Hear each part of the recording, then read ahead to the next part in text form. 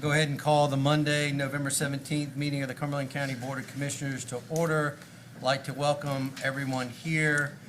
Before we move to the invocation, just want to recognize a few guests that are here with us tonight. I want to recognize our sheriff. Sheriff Morgan is here with us. There you go. Thank you, sir. We also have our chief of the Fire Chiefs Association, Fire Chief Freddie Johnson is here with us as well, and we're also honored to have our commander of our State Highway Patrol here with us today, Commander Johnson. This time, I'd like to ask Chaplain Tatum, of the chaplain for the Fire Chiefs Association, to come forward and lead us with the invocation, and then I'd like to ask Commander Johnson to lead us in the Pledge of Allegiance following that. Chaplain, if you will. Nope. Stand there with the mic. Yes, sir. Thank you. Okay, if you will, bow with me. Father God, we thank you for this opportunity to gather together as our county commissioners and our manager just conduct the business of the county. I just pray that you'll continue to be with them and bless them, be with our citizens, be with our commissioners, that they will do what's best in your sight, to do what's best for the citizens of this county and to make us stronger and better. I thank you, too, for this opportunity to be here tonight to recognize them for the great service they are to this county and just working to do what they can do to keep us going, to keep us moving forward, and to make us the best we can be. And I pray your continued blessings on them. Be with our community. Be with everybody in this county. Thank you for your blessings that are offered to us every day, and we pray this in your holy name. Amen. Amen. Thank you, Commander Johnson. Thank you. I'm honored to do it. If everybody would. I pledge allegiance to the flag of the United States of America and to the republic for which it stands, one nation, under God, indivisible, with liberty and justice for all. Thank you. It's good to see y'all.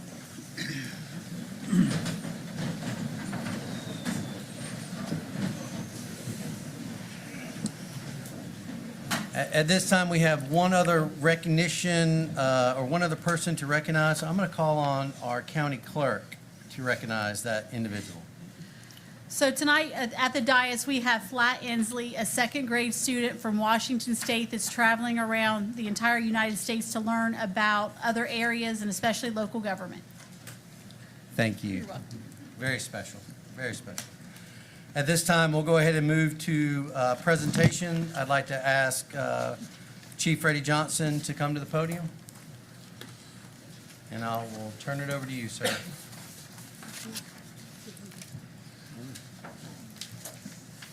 Thank you, Mr. Chairman.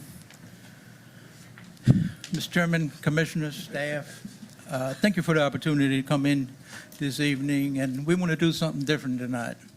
And instead of your board, Mr. Chairman, recognizing the outstanding citizens and businesses in our community, we want to recognize you. And before I get started, what I want to do, this is sort of unique. We have almost all of our fire chiefs here, except we have a couple that are out on calls. And I'd like to just briefly introduce them. I'm going to start off with our executive committee. Our vice chairman from Beaver Dam Fire District, Fire Chief Gary Brock. Our secretary, Fort Bragg Assistant Chief Josh Hopkins. Our treasurer for the last, since 1995, Colonel Johnson. And our chaplain that you've already called, Chaplain Tatum, Kenneth Tatum. I think, is anyone here from Eastover? Yes, sir. Ricky, I didn't see you come in. But our interim fire chief, Eastover Fire Department, Ricky Kennedy. Station 2, Vanda Richard Bradshaw. Station 3 is the deputy chief, Ray Smith, in the back. Station 4 is Fire Chief Hank Harris. Hank, where you at? In the back. Station 5 is represented. Chief Parrish is under the weather. He called me and he sent Captain Duarte to take his place. Station 12 is our Fire Chief Bethany Jason Autry. Station 15, 20, and 25, West Area, Fire Chief Scott Bass. Station 23 is Stedman, Chief Brandon Walker. And Station 17, right here, is Chief Keith Matthews from Goblin Falcon. I think that's it. 16. Oh, I didn't. Danny, you were all the way down in the back. I didn't see you. But Wade Community Fire Department Chief Danny Hill. Appreciate it, Chief. One more, Chief. One more. One more? You know, I was looking for LB. I didn't think this Chief, you violated the number one rule. Once you start calling people, you can't call I know, everybody. I know.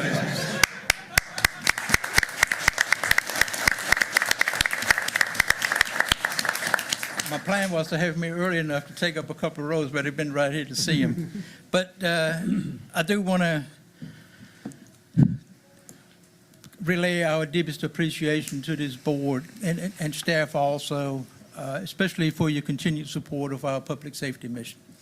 It was really critical over this, prior to this fiscal year, that was your support and your work and toil on our budget. This last budget year, I can tell you, the budget that you approved provided us with the best budget that we've ever had. That allowed us to deal with the high inflation index. I can tell you since 2019, I bought a fire truck in 2018, it was $680,000. Last year, that same truck had doubled 100%. It was 1.4. So that inflation index is out there. Your budget allowed us to sort of address that and also give our people a pay raise and just do good things for our citizens and our community. And for that, we want to say thank you. And I wanted to be brief. I have more, but you have a big agenda. The room is full, and I know that people are anxious to talk to you. So if I could, Mr. Chairman, call the commissioners up, and I want to start with our fire commissioner. Okay, that's who we work with, and he's good to us, so I'm going to start with him. So, Commissioner Tyson, if you would come forward, please. And Mr. Chairman, if they would stay down so at the end we can take a group photo, please.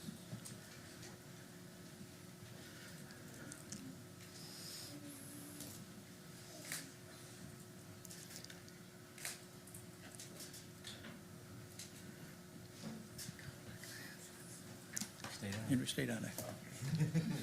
Put that up. All right, accepting on behalf of Dr. Council is also the Fire Commissioner, Mr. Tyson. Danny. The Eagle is part of the Valor Awards. It's an honorary merit award for the commissioners as a token of our appreciation.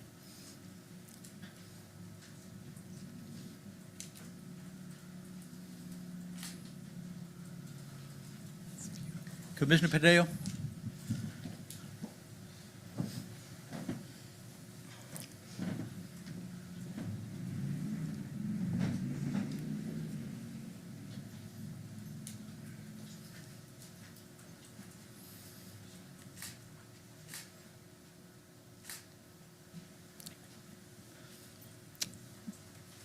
Commissioner Fairclough.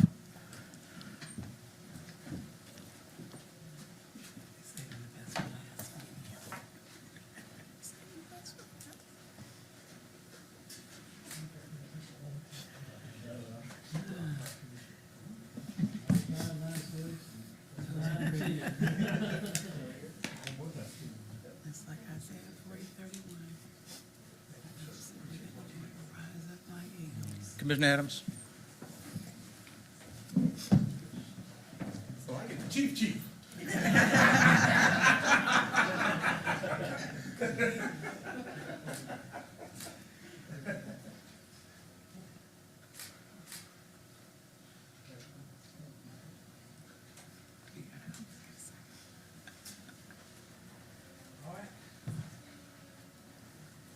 Madam Vice Chair.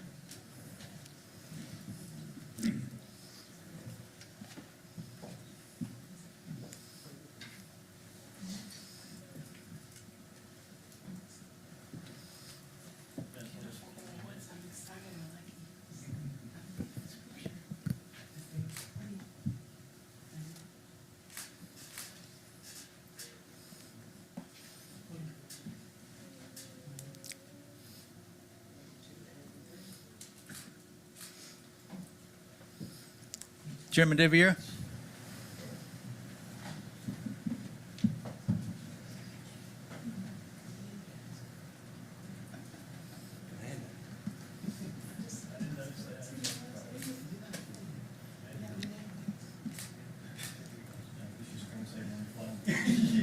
So when I get pulled over, I can show it to him.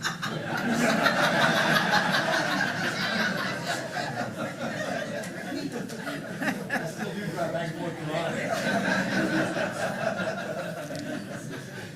Manager Greer?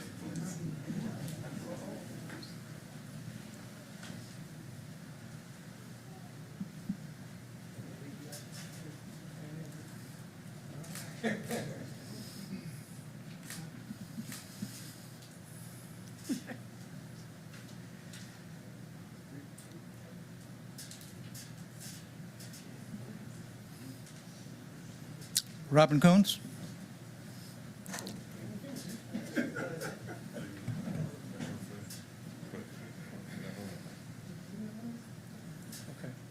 put it up, that's fine. I got the right one.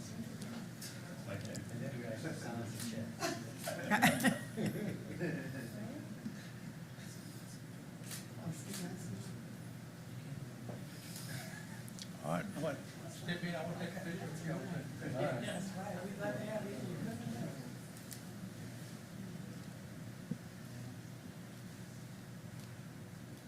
One, two, three. One, two, three.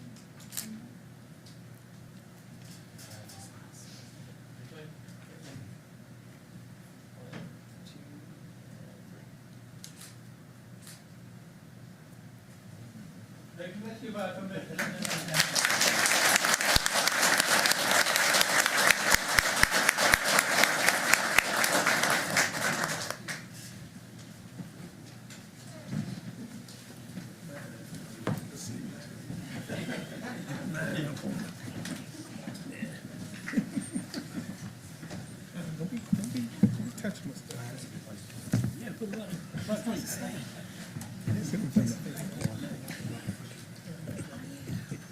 I like show off pretty stuff.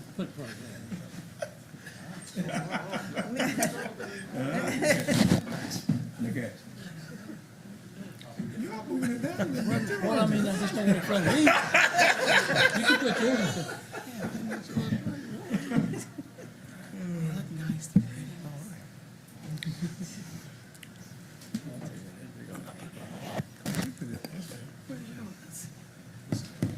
Mr. Chairman, thank you for the opportunity, and thank you for what you all do for public safety for our county. Thank you. And Chief, thank you for the honor tonight. We really appreciate it. We did not expect it, but we definitely appreciate it. Appreciate the recognition and appreciate everything that you and all our public safety folks do across our community every day. Y'all do things that we don't hear about a lot of times and a lot of people in the community don't see.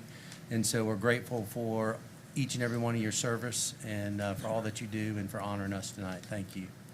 I appreciate it. Support our sheriff tonight.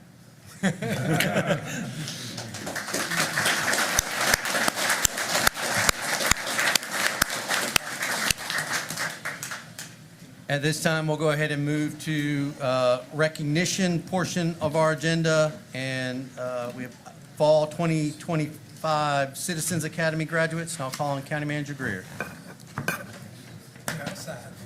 They're going to come in, they're going to bring them all in, and they can just come right up in here. Yes, I'm gonna Well. turn this over to Diane.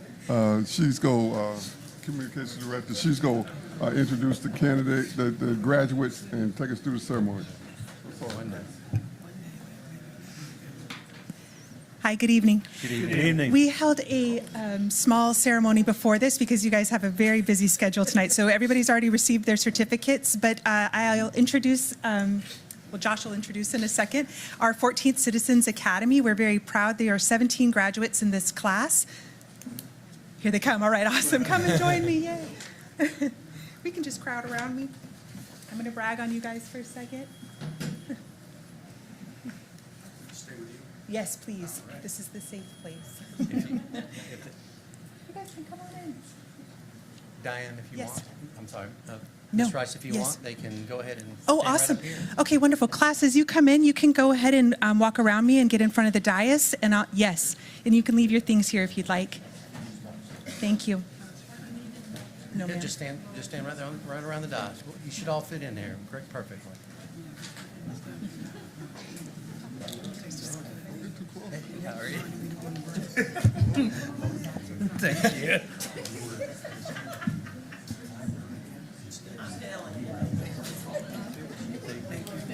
You can do that, man. Dollar, you fine. You're all good. Y'all have plenty of room in there. Yeah, I feel like we've fit 30 or 40 people in here before, so this is great. Awesome. Well, before Josh takes the picture, though, I do want to brag for a moment on Josh Villagomez. He really led this class and did a phenomenal job, so thank you, Josh. Wonderful. With that, commissioners and chairman and vice chairwoman, if I could invite you to stand and join this group for a photo, and then we'd love to have you guys shake their hands. Wait a minute, Josh, let us get situated. Hold on, okay. And 3, 2, 1. Second one is 1, 2, and 3. Thank you.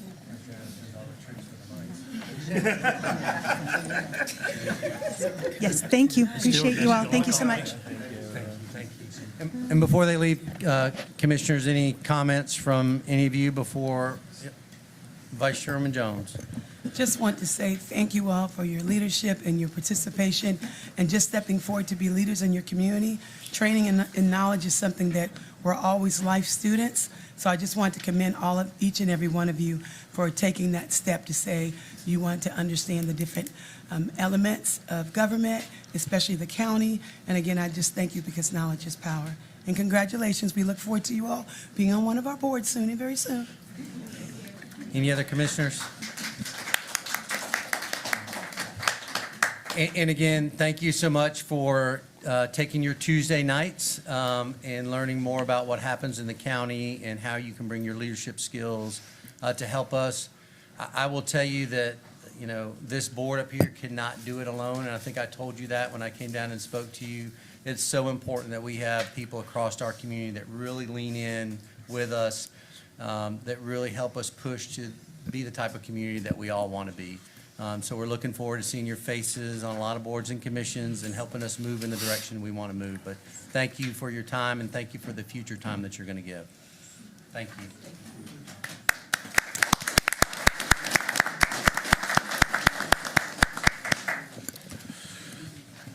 At this time, we'll move to the public comment period. I would ask County Manager Greer to read the public comment policy. The public comment policy is as follows. The public comment period shall last no longer than 15 minutes. The time may be extended with the discretion of the board. Each speaker will have a maximum of 3 minutes to make remarks until the 15-minute limit is attained. No time may be yielded by a speaker to another speaker. Speakers will be acknowledged by the board in the order in which their name appear upon the sign-up sheet. Speakers will begin their address the board from the lectern and begin their remarks by stating their name and address. Public comment is not intended to require the board to answer any impromptu questions. Speakers will not discuss matters regarding the candidacy of any person seeking public office. Speakers will be courteous in their language and presentation. Personal attacks will not be tolerated. Written comments and/or supporting documents may be left with the clerk to the board. Thank you. This time, we'll go ahead and open the public comment period. Madam Clerk, are there any, will you call the first speaker? We have 6 speakers. Our first speaker is Matthew Jones.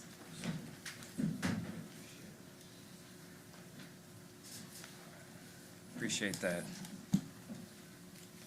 All right. Hey, Pavan, go Tar Heels. All right. Chairman Deviere, Vice Chair Jones, Commissioners, Sheriff, and over 300,000 county citizens. Appreciate you all taking the time to hear what I have to say this evening. What I have to say is important and well not said often enough. Jesus is King and Lord of all. All blessings come from the Lord. I was in church this past week. The message was on Matthew 28. It had me thinking. Honestly, it had me thinking. Context, this was after he had resurrected, and this was the resurrected Jesus speaking. Matthew 28, 19 through 20. Therefore, go and make disciples of all nations, baptizing them in the name of the Father and the Son and the Holy Spirit, and teaching them to obey everything I have commanded you.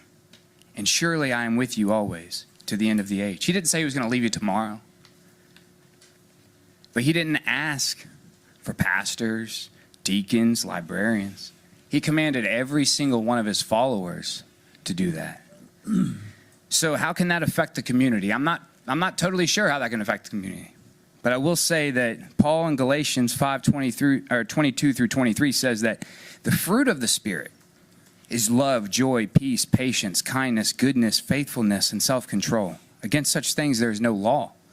So love, unselfish concern for others, joy, exuberance about life, peace, inner peace and serenity, patience, the ability to endure hardship with good attitude, not just the ability to wait, kindness, a compassionate heart, goodness, a sense of inherent holiness and permeates things and people, faithfulness, a sense of loyalty and commitment, gentleness, a supernatural ability not to be extreme in one's responses, not to demand control, self-control, the ability to marshal and direct one's energies wisely. If we call ourselves Christians, whoever calls himself a Christian, this is Cumberland County, whoever calls himself a Christian. An author, Brennan Manning, once was quoted saying, "The greatest single cause of atheism in the world today is Christians who acknowledge Jesus with their lips, walk out the door, and deny him by their lifestyle. This is what an unbelieving world simply finds unbelievable. It's up to me, it's up to my kids, it's up to the board, it's up to our sheriff's office, it's up to it's up to everybody. This is all on all of us. If we don't follow, if we're not Christian, but we still look at Jesus as a good teacher, we can take these things to the community. It takes all of us. But honestly, wouldn't it be crazy if we could change our world if we just changed our mind? Thank you. Appreciate it. Mr. Jones, can you give us your address, please? Oh, yeah. 310 Bladen. Thank you. Yep. Madam Clerk, will you call the next speaker? Sherry Watts. Sherry Watts. Madam Clerk, will you call the next speaker? Alexis Speed.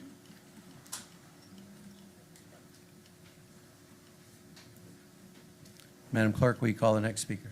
Javon James. Madam Clerk, will you call the next speaker? Sierra Carmen. Madam Clerk, will you call the next speaker? Melvin Harley. Madam Clerk, will you call the next speaker? There are no more speakers. At this time, we will close the public comment period. And we'll move to item 1, approval of the agenda. Are there any changes to the agenda, County Manager? Yes, Chairman Deviator, we need to add to the closed session, item 7, also paragraph number 5, to discuss real estate matters. And Mr. Chairman, I have a very brief attorney-client matter. Okay. Commissioners, any other changes? Hearing none, I'd entertain a motion. Vice Chairman Jones, you're recognized. I move that we approve the agenda with the stated changes by Manager Greer. Second. We got a motion to approve the agenda with the 2 additional items for closed session. Been properly seconded. Any discussion on the motion?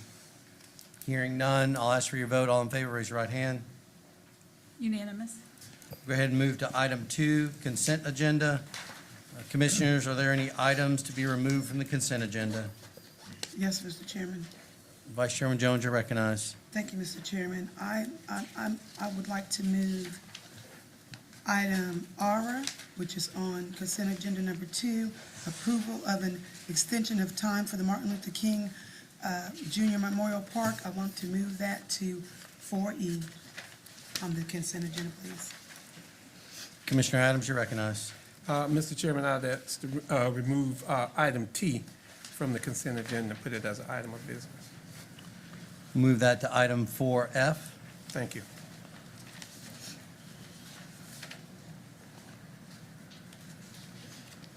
Commissioners, anything else? Hearing none, I'll entertain a motion to approve the consent agenda. Vice Chairman Jones, you're recognized. I move that we approve the consent agenda with the Second. changes as stated. We've got a motion to approve the consent agenda. It's been properly seconded with the changes noted. Any discussion on the motion? Hearing none, I'll ask for your vote. All in favor, raise your right hand. Unanimous. This time, we'll go ahead and move forward to item 3, public hearings. County Manager Greer, if you'll read the board rules and procedures for public hearings. Public hearing procedures are as follows. Arguments by the proponents and opponents should be limited to a maximum of 10 minutes per each side. If there's no group representative, each speaker shall be allotted a maximum of 3 minutes until the 10-minute time period is attained. Rebuttals will only be permitted at the discretion of the chairman with a maximum of 1 3-minute presentation by each side. Tonight, we have 10 very concise public hearings. Rawls Howard, Director of Planning and Inspections, will present these items concisely and answer any questions you may have. Good evening, Commissioners. Good evening. At the start of all this, I always try to take the opportunity, if given, to be able to recognize any planning board members. We do have Ms. Jamie McLaughlin here, who's a representative from Spring Lake here, who's also on the joint planning board, so welcome, Jamie. The first case that we have going on this evening is going to be case ZON 25003. Let me see if I can get this as quick as possible. This case is located in the far north central area of the county, as indicated by the red stars you can see highlighted on your screen. It's up near the Harnett County boundary. The applicant and the owner is Mr. James Brown. The request is to go from A1 agriculture to R30A residential for a single-family dwelling or some additional single-family dwellings on the site. So, and it's just a little under 4 acres. You can see that this is Ramsey Street here, and you'll see more of a context here in just a little bit, but it's this red highlighted map that is next to this commercial and A1 areas. So the area itself is surrounded pretty much on the east side by Salvage Auto Auction, for those of you that are familiar with where that is. There's some scattering of commercial and some residential areas in this particular site, or like the location that it's in. So as you can see here, this is just the zoning map for coloration, just to show you that we have a mix of CP and A1. There is an R15 subdivision that sits to the east of this site. The lot sizes, though, in that site are about a ½ acre, so don't be taken by the 15,000 square feet. Those lots are about a ½ acre. Just an aerial of it, you can see there's an existing home on the site, but you can see the span of the auto salvage business to the east, and then that's a contractor's yard immediately to the east that you see. But the entrance to the subdivision, you can see, is also sort of sandwiched in between here. There is a presence of hydric soils on the property. There is a water line also that sits out front on Ramsey Street, but there is no sewer in this particular area. This is just a general topo to give you an idea. It's a relatively flat site, just a 4-foot difference in gradient on the site itself. When staff looked at the comprehensive plan for this does fall in the North Central Area Plan, which was adopted in 2024. The associated zoning districts for this are O&I, C1P, C2P, CP, because it is listed as commercial for this site, and pretty much a lot of the sites in the immediate area along the street here to the east and west and across the street. So if staff did feel like that, as submitted, it was not compliant with the land use plan. This is the subject property. You can see that it's currently, as I said before, is a single-family home. This is looking east on Ramsey Street with the site immediately on the left-hand side. You can see the sign, if you look very close enough, that is out there for the state statute requirements for public notification. This is the south view looking across the street, primarily agriculture. And then on the west view, you can see the site with immediately on the right-hand side. So staff did recommend denial of the request because we felt like, just due to the density out there, the lack of water and sewer utilities, and the soils that were in the area. When it went to the board, the planning board did recommend an alternative zoning of R40A, so it took it up a little bit more. I think it was a compromise between the fact that the plan calls for it to be commercial. Staff thought it was a little bit too dense, and then there was a lot of discussion about various site characteristics that went on for the site. So staff did. So the planning board did make their recommendation to R40A instead of R30A. And if you decide to go with the planning board, that motion should be reflected in the motion that's in your packet if you decide to go that direction. That's all I have. If you have any questions, I'll try to answer what I can. Commissioners, questions before we move to the public hearing? If not, Commissioner Tyson, you're recognized. Thank you, Mr. Chairman. Mr. Howard, one quick question was and I know the applicant's probably here, maybe not. Was the applicant amenable to the R30A versus the R40A, or can you speak to that? According to the meeting, like the minutes that were there, that there was a discussion about that, and the applicant did agree, saying that he was fine with the R40A. Okay. Thank you, Mr. Chairman. Commissioner Adams, you're recognized. I'm just kind of confused. So looking at the yellow lines, is that the whole property line not just where the red is, but all of that? So does that have a deed to it just to rezone that? Or You mean, is what? that an existing lot of record? Yes. Versus a parcel? I believe Right. it's an existing lot of record. So it is, so it is carved out. So it should be something around that. So I'm just trying to make sure, because it just looks like it sits in a whole field. Yeah, hold on one second. Yeah, it's a whole parcel of 3.97 acres. It's a standalone. Just that piece right there? Correct, yes, With sir. a deed to it. Okay, thank you.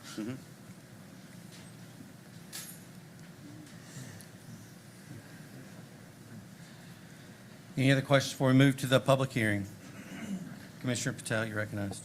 Thank you, Mr. Howard. Just for the reference for the public and for us, what's the major difference between R48 and R38? Primarily the minimum lot size that would be allowed. Okay. Yeah. The A designation on the end of that just means that for an R30 district, manufactured homes are allowed as a housing option. But the primary difference is just the lot sizes itself. Okay, thank you. Commissioners, any other questions before we move to the public hearing? Hearing none, we'll go ahead and open the public hearing. Madam Clerk, are there any speakers? We have 2 speakers. First speaker's Jim Brown.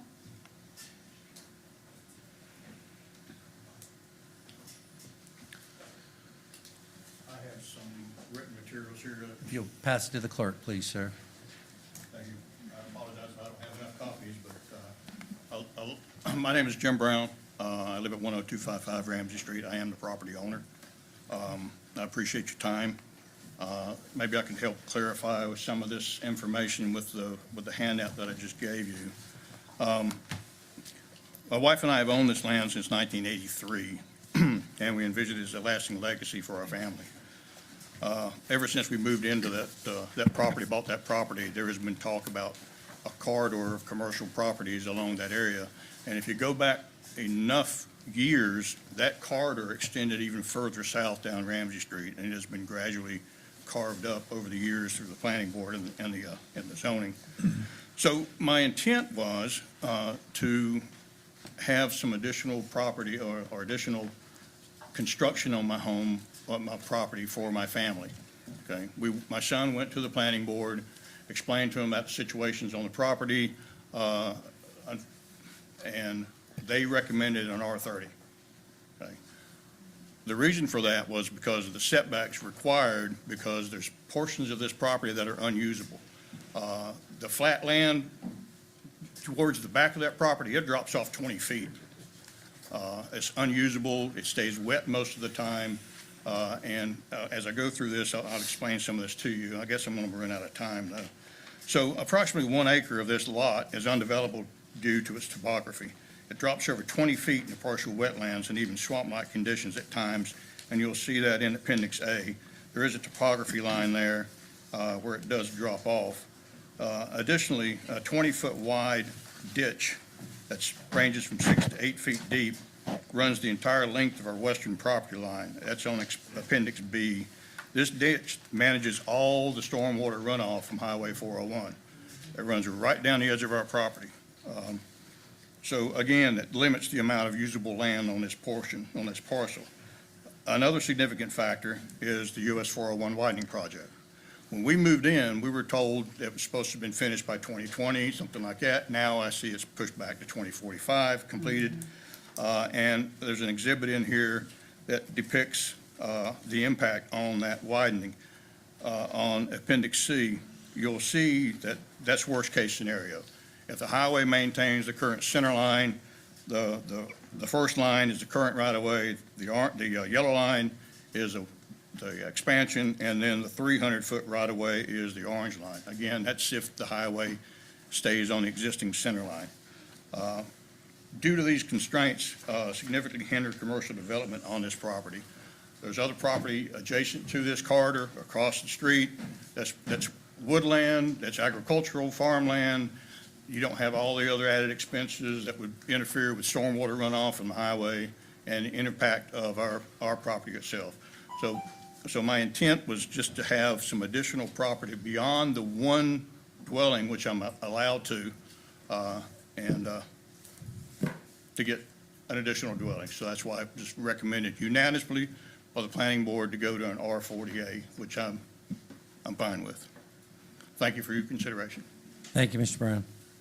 Mr. Brown, just real quick, just to confirm, so you are acceptable to the alternate rezoning to R40A? Yes, there was a couple of questions, I think, from Mr. Culbreth and another gentleman asking me about that, if that was my only intent.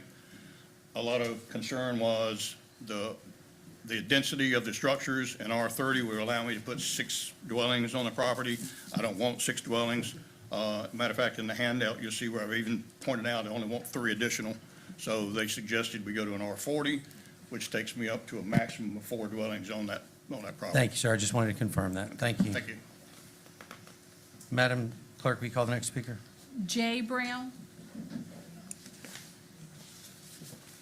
I'll be brief, Council. Thank you. This basically affects our family. This has been residential property for 42 years. It's where my parents raised me. It's where I grew up at. What I'm trying to do is be able to move back to that property. My parents are getting older. I'd like to be closer. I currently live in the city of Fayetteville, but I'm basically going to be selling my home, moving back out to Linden. Also, with the Economic Times, I'm basically trying to help out with my daughter and her husband and my grandchildren in order to get another dwelling on the property. If it remained A1, it'd be fine for just my wife and I to go ahead and move out there and set up a house, but I also want to do the same thing for my daughter and her family. So that's the entire reason why we were looking for rezoning, and we hope to be able to later on build a larger stick-built house. So that was the idea of an eventual 3rd dwelling. But right now, we really only need 2, and then want to be able to have the ability to build a larger family home down the road. Thank you, Mr. Brown. Okay, thank you. Madam Clerk, are there any other speakers? There are no more speakers. We'll go ahead and close the public hearing. Commissioners, are there any other questions or comments? Hearing none, I'll entertain a motion. Commissioner Patel. Thank you, Mr. Chairman. In case ZON 250033, I move to deny the rezoning request from A1 Agricultural District to R30A Residential District and approve an alternative rezoning to R40A Residential District. The board finds that 1, approval is an amendment to the adopted current North Central Area Land Use Plan, and the board should not require any additional requests or applications for amendment to the said map for this request. 2, R40A district would allow less impactful development given the soil conditions in the area. And 3, the alternative district proposed would also promote comparable housing densities in relation to other residential districts approved in the surrounding areas. The board finds that this request is reasonable and in public interest as it is compatible to and in harmony with the surrounding land use activities and zoning. Second. We've got a motion to deny the original rezoning request from A1 Agricultural to R30A and approve an alternate rezoning to R40A. It's been properly seconded. Any discussion on the motion? Hearing none, I ask for your vote. All in favor, raise your right hand. Unanimous. And we'll go ahead and move to item B, case ZON 250034. Thank you very much, Mr. Chairman. As stated, this is case 0034. This is located in the south central area of the county, as you can see highlighted by the stars in the Cedar Creek area of the county. The applicant is Albert W. Robinson. The agent is Carl Sims. The request is to go from R40 residential to A1 agriculture, so this is actually taking it up. So the intent is for an auto repair shop and a subsequent RV park. That is actually a portion of the site. So the site itself, as you can see highlighted here on the red hatch, this is Dudley Road. This is sort of the street that runs sort of the north and south that backs up to the Scary Creek Road and the subdivision here to the north. But the property itself is a portion of this property here. That's roughly about 17 acres of, I believe, a little bit over 14. I think it's listed in the staff report. The surrounding areas are largely pretty much wooded, and you have some single-family and manufactured homes subdivisions. This is just a more clearer area with coloration for the zoning map. As you can see, as stated before, the entire parcel here is already zoned for R40, but there is pretty much A1 surrounding in the entire area. As you can see here, there's some R40A up to the north and a little bit of RR sort of scattered around, but largely it's a rural area out in this particular location. This is an aerial. Currently, the property itself is pretty much just wooded land. You can see the house here. There's a house here to the south, but for the most part, it's all trees. There is some sort of mix of hydric soils on the property, but there is no water and sewer out in this particular area. I will say that in order to be able to go in A1 you can have a auto repair shop pretty much by right in A1. But to do an RV park, I will say, will require an additional step. You have to go get a special use permit from the Board of Adjustment in order to be able to go through that step. So just wanted to clarify that just in case there was a question. The topo on the site is largely flat, as you can see here. Those are pretty much 4-foot contours. When we looked at the applicable plan for this area, it's Southeast Cumberland Plan, which was adopted in 2016. The plan calls for 1 acre without water, 1/2 acre with public water. So with the adoption here, you can see the goals and objectives. I won't go too much into that unless there are questions, but for the most part, staff felt that the request going to A1 agriculture, since that's larger than a 1 acre, that it was consistent with the adopted land use plan, because the plan calls for basically that you got to have water for a 1 acre lot or more. So the subject property, this is standing on the road that you can see here. Looking at the subject property, again, it's pretty much wooded. This is the north view along Dudley Road. You can see the sign out there per the state statute requirements for public notification. This is the east view looking immediately across the street. And this is the south view with the site immediately on the right-hand side. When this went to the planning board last month, staff had recommended approval of the request, and the planning board ultimately supported that request by a 9-0 vote. So if you got any questions, I'll try to answer what I can. Commissioners, questions before we open the public hearing? Hearing none, we'll go ahead and open the public hearing. Madam Clerk, are there any speakers? There are no speakers. Go ahead and close the public hearing. And Commissioners, are there any additional questions? Hearing none, I'll entertain a motion. Commissioner Patel, you're recognized. Thank you, Mr. Chairman. In case ZON-25-0034, I move to approve the rezoning request from R40 Residential District to A1 Agricultural District. The board finds that the request is consistent with the Southeast Cumberland Land Use Plan, which calls for 1 acre without water, 1/2 acre with public water at this location. The request is reasonable in the public interest as it is compatible to and in harmony with the surrounding land use activities and zoning. Is there a second? Second. We've got a motion on the floor to approve the rezoning from R40 to A1. It's been properly seconded. Any discussion on the motion? Hearing none, I'll ask for your vote. All in favor, raise your right hand. Unanimous. We'll go ahead and move to item C, case ZON 25-0035. Mr. Howard? Yeah, thank you very much. So just moving right along, I will point out this is case 0035. This case and the subsequent 2 cases that are after this are pretty much tied all together. But due to the scope and span of the amount of property we were dealing with, we broke it up into 3 separate cases. So I just wanted to make that clear. The case that you're looking at is highlighted by the star here. It's in pretty much the north central area of the county.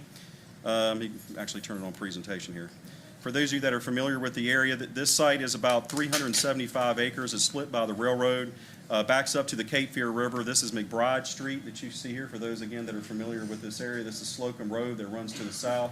The property transcends pretty much those streets and the rail access down to the river. So it's, again, a pretty big piece of property. The applicant is Keith McCormick, Revocable Trust. The agent is Mr. Scott Flowers. The request is to go from RR, rural residential, to agricultural, A1. There's no specific use that was mentioned during the application. It's just a general rezoning to A1 agricultural.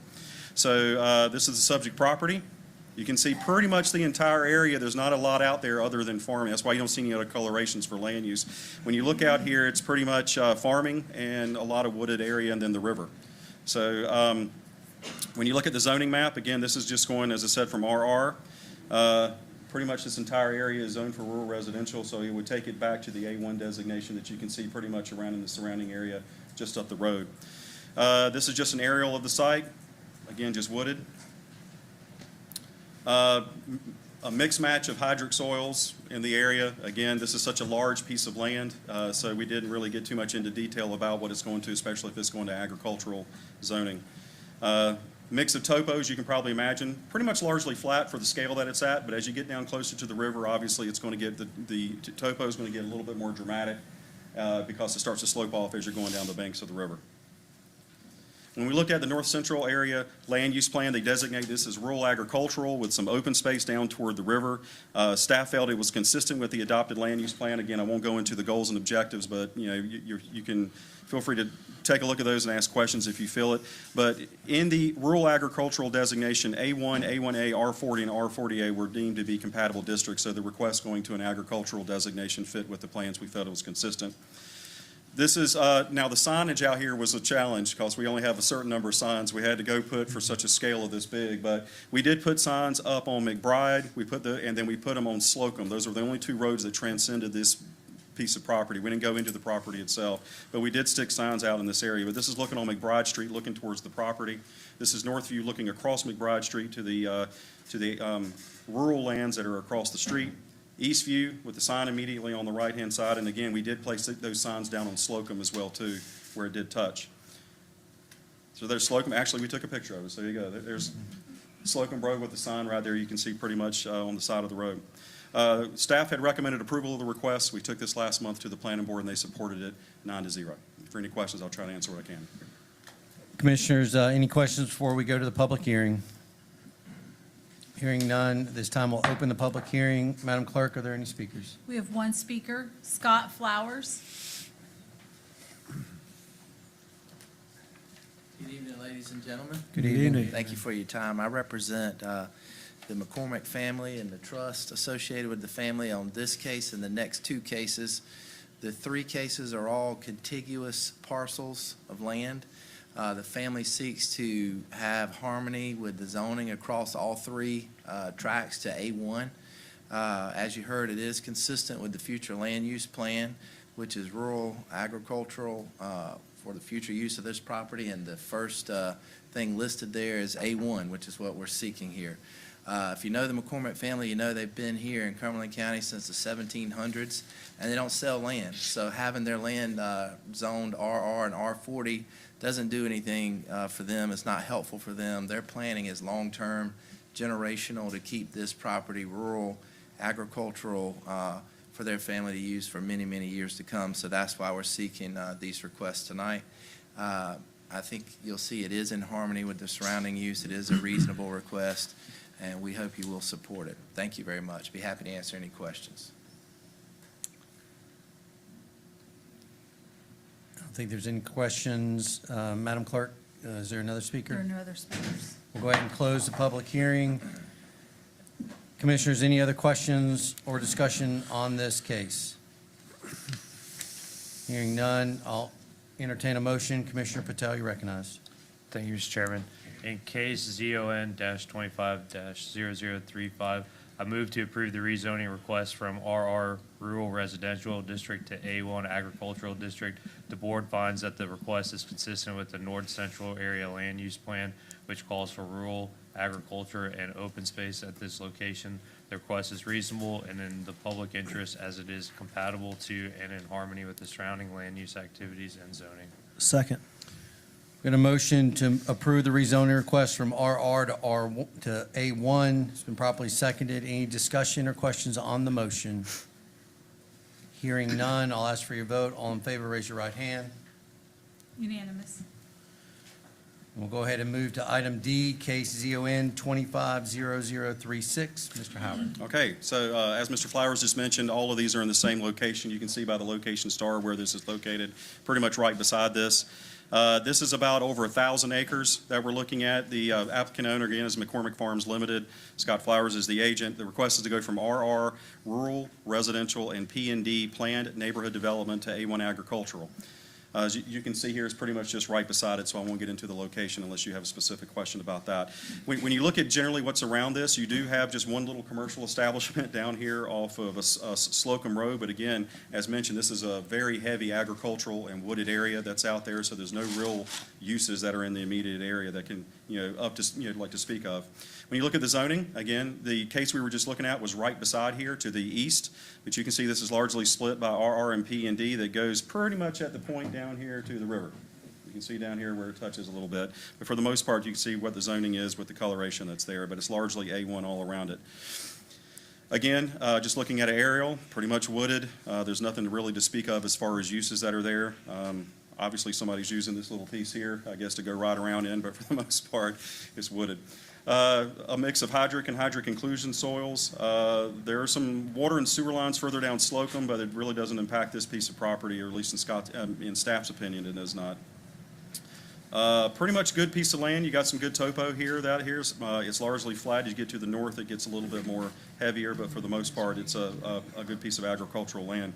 Again, when staff looked at this against the North Central Plan, it calls for rural agricultural, which similar to the one that we heard before. A1 staff felt was a very acceptable district. The request is compliant with the adopted land use plan and staff's opinion.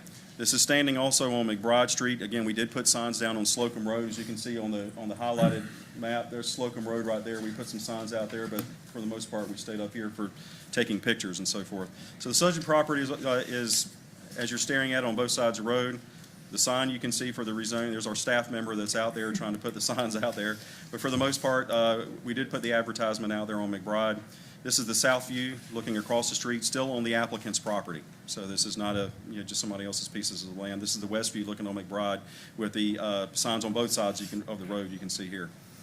Staff does recommend approval of the request. They went to the board last month. They supported it 9-0. If you got any questions, I'll try to answer what I can.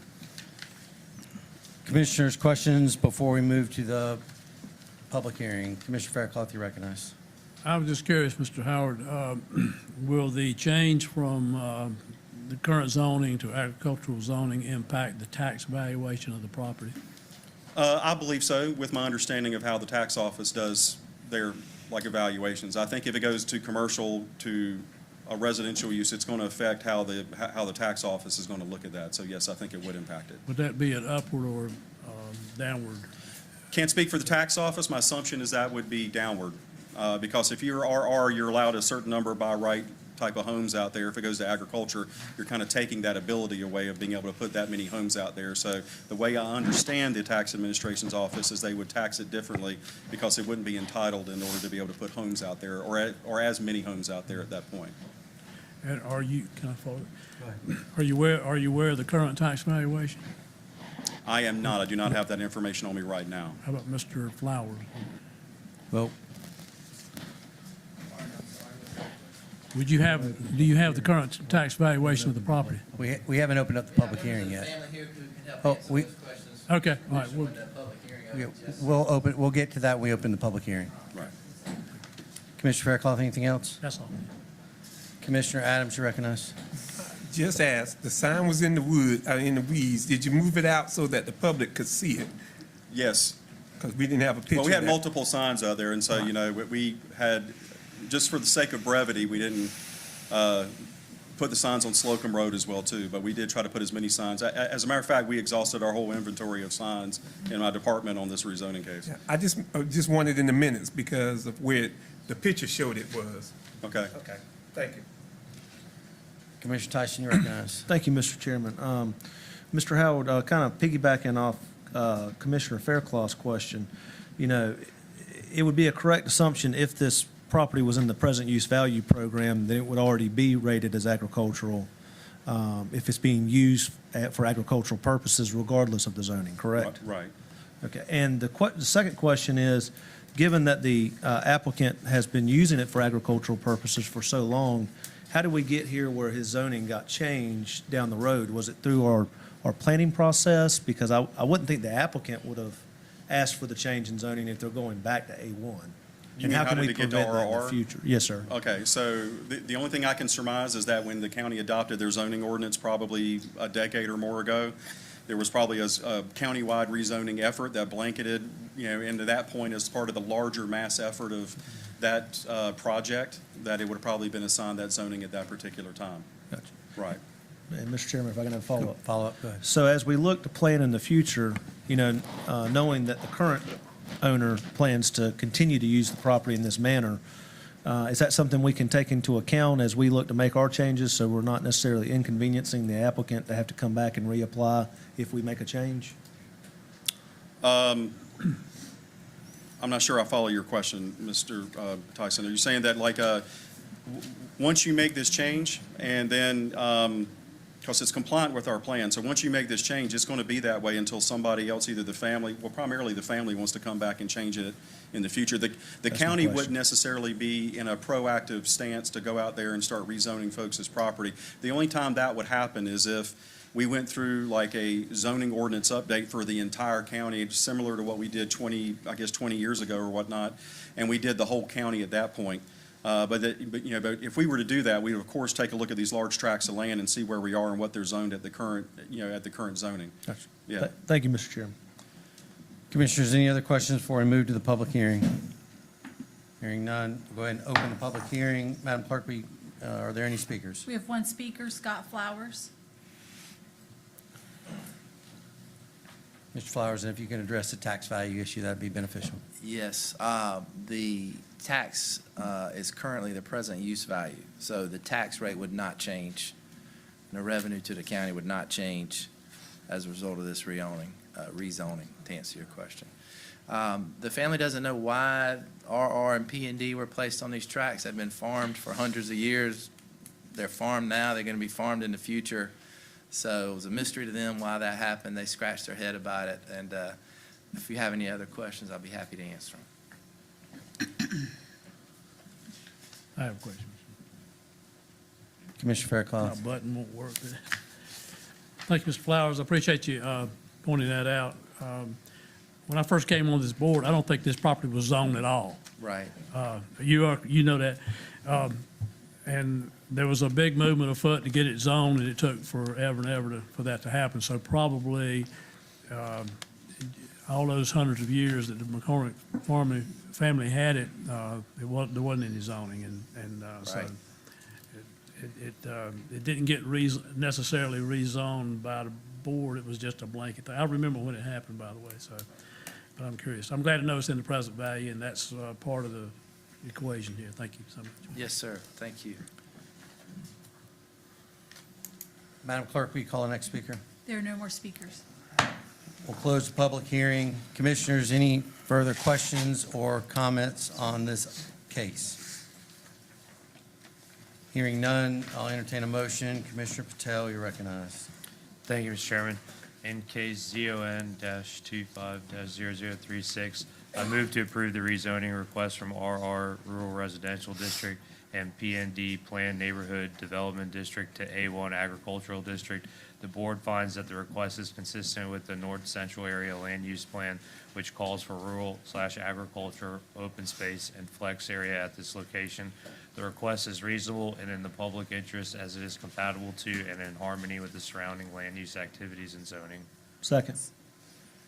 A motion to approve the rezoning from RR and P&D to A1. It's been properly seconded. Any discussion or questions on the motion? Hearing none, I'll entertain your vote. All in favor, raise your right hand. Unanimous. And we'll go ahead and move to item E, case ZON 250037. Yes, sir. So just following up in the sort of the trifecta of this, of these cases that are before you. So the same area. This is on pretty much the east side of all of the aforementioned properties. Same applicant, it's McCormick Farms Limited Partnership. The agent's Mr. Flowers. The request this time is to go from RR Rural Residential, P&D Planned Neighborhood Development, CD Conservancy District, and A1 to A1 Agricultural. This is for a little over 725 acres. You can see that spread again off. Here's the rail. It does go up to McBride Street up here, just at the little point. You have Slocum Road here, then it goes all the way down here to the river. Currently there's an ATV park that's sitting on this particular piece of property, which you can see largely it's agriculture. We do have some coloration because we do have some uses that are around this, but it's largely going to be single-family homes and sort of a mix of manufactured housing as well. This is a coloration of the site. You can see, as I stated before, you got CD that's down here. You're going to have A1, you have RR, and then I think we had P&D for one small portion of this, so that it's probably so small that it's not even showing up on the map. But when you look at the actual area, you can see here again it's largely wooded. This is the ATV park and sort of the stuff that's associated with that park that sort of goes across this parcel here. Mix of hydric and hydric inclusion soils, but there's no water and sewer out in this area. As stated before, kind of characteristic of this area, you have flatter land that's out towards the roads, but as you get closer to the river, all of the contours get smaller, so you have steeper elevation climbs. So these are going to be 4-foot contours again. When you look at the north central plan, this is all called for rural agricultural and open space, similar to the two before you. A1 is a designated district as an acceptable, comparable, compatible district for those land use designations, and you can see the goals and objectives there. The request by staff felt the request was consistent with the adopted land use plan. So this is standing on Slocum Road. You can see the sign. That's right there. We'll get to a better view here in just a second, but you can see the sign as well. That's right here as you drive down Slocum. South view on Slocum. East view on Slocum. And we did, as I said before, just because we had probably about 9 signs we placed on all of these tracks, in various areas on McBride, we did try to place signs on both of those streets. Staff does recommend approval of the request. When it went to the planning board last month, they supported that by an 8-0 vote. Try to answer any questions if you have any. Commissioners, questions? Vice Chairwoman Jones, you recognize. Thank you, Mr. Chairman. I do just have one question, since this is going to be slated to, if approved, to come in, this is going to be P&D, Planned Neighborhood Development. Is there already some nearby, or what's the nearest by, I guess you could say neighborhood, since they're, I'm presuming, going to use this, like it said, for neighborhood development? Seems like it's quite a rural area from like that picture. So what would be like the proximity of the nearest neighborhood? Well, it's going from P&D to A1. So, Okay. but to answer your question, there's not really a neighborhood in the traditional sense of a neighborhood. So again, it's a very rural area. You probably have this area that's right up here where you have a collection of houses. They're along like McBride. You might have a sort of a scattering down by the river, but just keep in mind the scale. This is zoomed out. Okay. So when I say a neighborhood, that lot right there could be easily 50 acres. So they're trying to expand out in that area, basically. I think what he's wanting to do is to probably preserve some of the, so his land and his agricultural uses of the property. At least that was what was indicated to us. And I guess that's what my concern was. That's why I was asking. Yes, ma'am. That you just answered the question. They are trying to preserve, correct? Yeah. Mhm. Okay. Yes, ma'am. Thank you. I just want to make sure I was clear on that. It's been kind of late. Thank you. No problem. Commissioner Adams, you Thank you. recognized. Thank you. Can you show me where the CD district is? I mean, It's down here. That's all by the river. right, and so they're asking to rezone that because I think the conservative district is to limit development, keep it as open space, probably because of where the river was, and somebody must have applied or put it into this conservancy. Yeah, so so that's a good question, Commissioner Adams. Not meaning to cut you off. So, No, go ahead. I'm So just- like the CD districts were put into place, I think like 15 or something odd years ago. Talking to some of the staff who were here at that point, I think that probably justifiably so. It was tied to flood zones and wetlands, and I think they were trying to put these areas that would otherwise be undevelopable, if you want to look at it that way, into these districts where we're not encouraging as a county to put structures in these areas that would otherwise be problems environmentally. Now, what we've noticed as staff over a period of years is that flood maps change every 3 to 5, however many years. So a lot of these CD areas are, I would say, with confidence that they probably don't follow modern floodplain boundaries because those floodplain boundaries change so often. And it's probably because of the river down there also. So how much of the acreage is the CD? Because you're going from A1 to A1P. I mean, we've got a lot of rezoning that we got in here. And I understand the A1 to A1 is just easier for the land applicant, so he didn't have to worry about trying to have a legal surveyor do description. all of that. Oh, yes, that's the Yeah, so reason. I understand getting it all there. But what's the acreage of that CD? We did not calculate that, I don't believe, as a part of this. Do we have that? I don't think we calculated it. No, so I don't have that figure right on me, but I can get that for you if you need it. You ain't gonna be able to get it to me before I have to vote. No, I'm just offering it up. The only issue I have is because of where it is located down near that Kayfabe River, and their intent, if I read through all of their stuff, is to preserve it. I don't understand why they didn't just leave the CD as a CD and just rezone the rest of it. That would have been, and that would have preserved everything in that tract of land. That's not for you, that's for the applicant, but Right. that's my concern and my problem. Commissioner Adams, anything else? No, sir. Commissioners, any questions before we move to the public hearing? Hearing none, we'll go ahead and open the public hearing. Madam Clerk, are there any speakers? We have one speaker, Scott Flowers.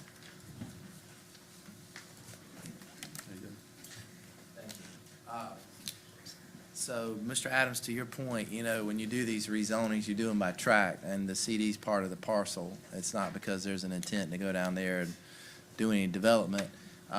It's quite expensive to go down there and survey along the river and cut it out from the existing parcel. So staff doesn't require that of the citizens for that reason. Now, if you look at that slide showing the CD district, I don't know how to put it back up, but this slide?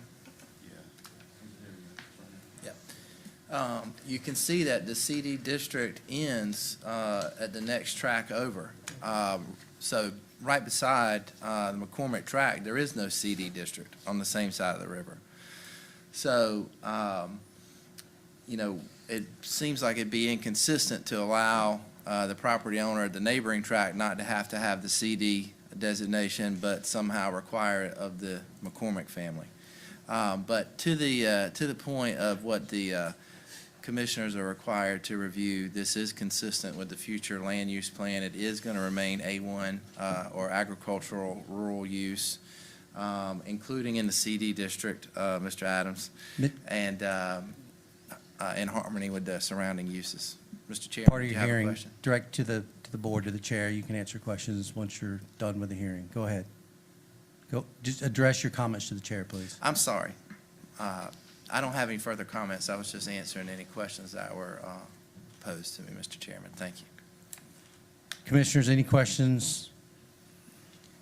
Any other questions? All right, Madam Clerk, are there any other speakers? There are no more speakers.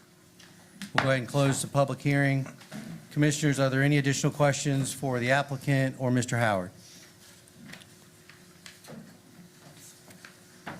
One thing I will point out, just as a comment back on the CD, is that in the other ones, in the other cases, the exact same A1, we were touching the river in them all as well. So just as a point of clarification, but I understand the CD effort or the CD intent.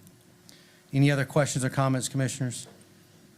Hearing none, I'll entertain a motion. Commissioner Tyson, you're recognized. Thank you, Mr. Chairman. In case number ZON-25-0037, I make a motion to approve the rezoning request from RR Rural Residential District, PND Planned Neighborhood Development District, CD Conservancy District, and A1 Agricultural District to A1 Agricultural District.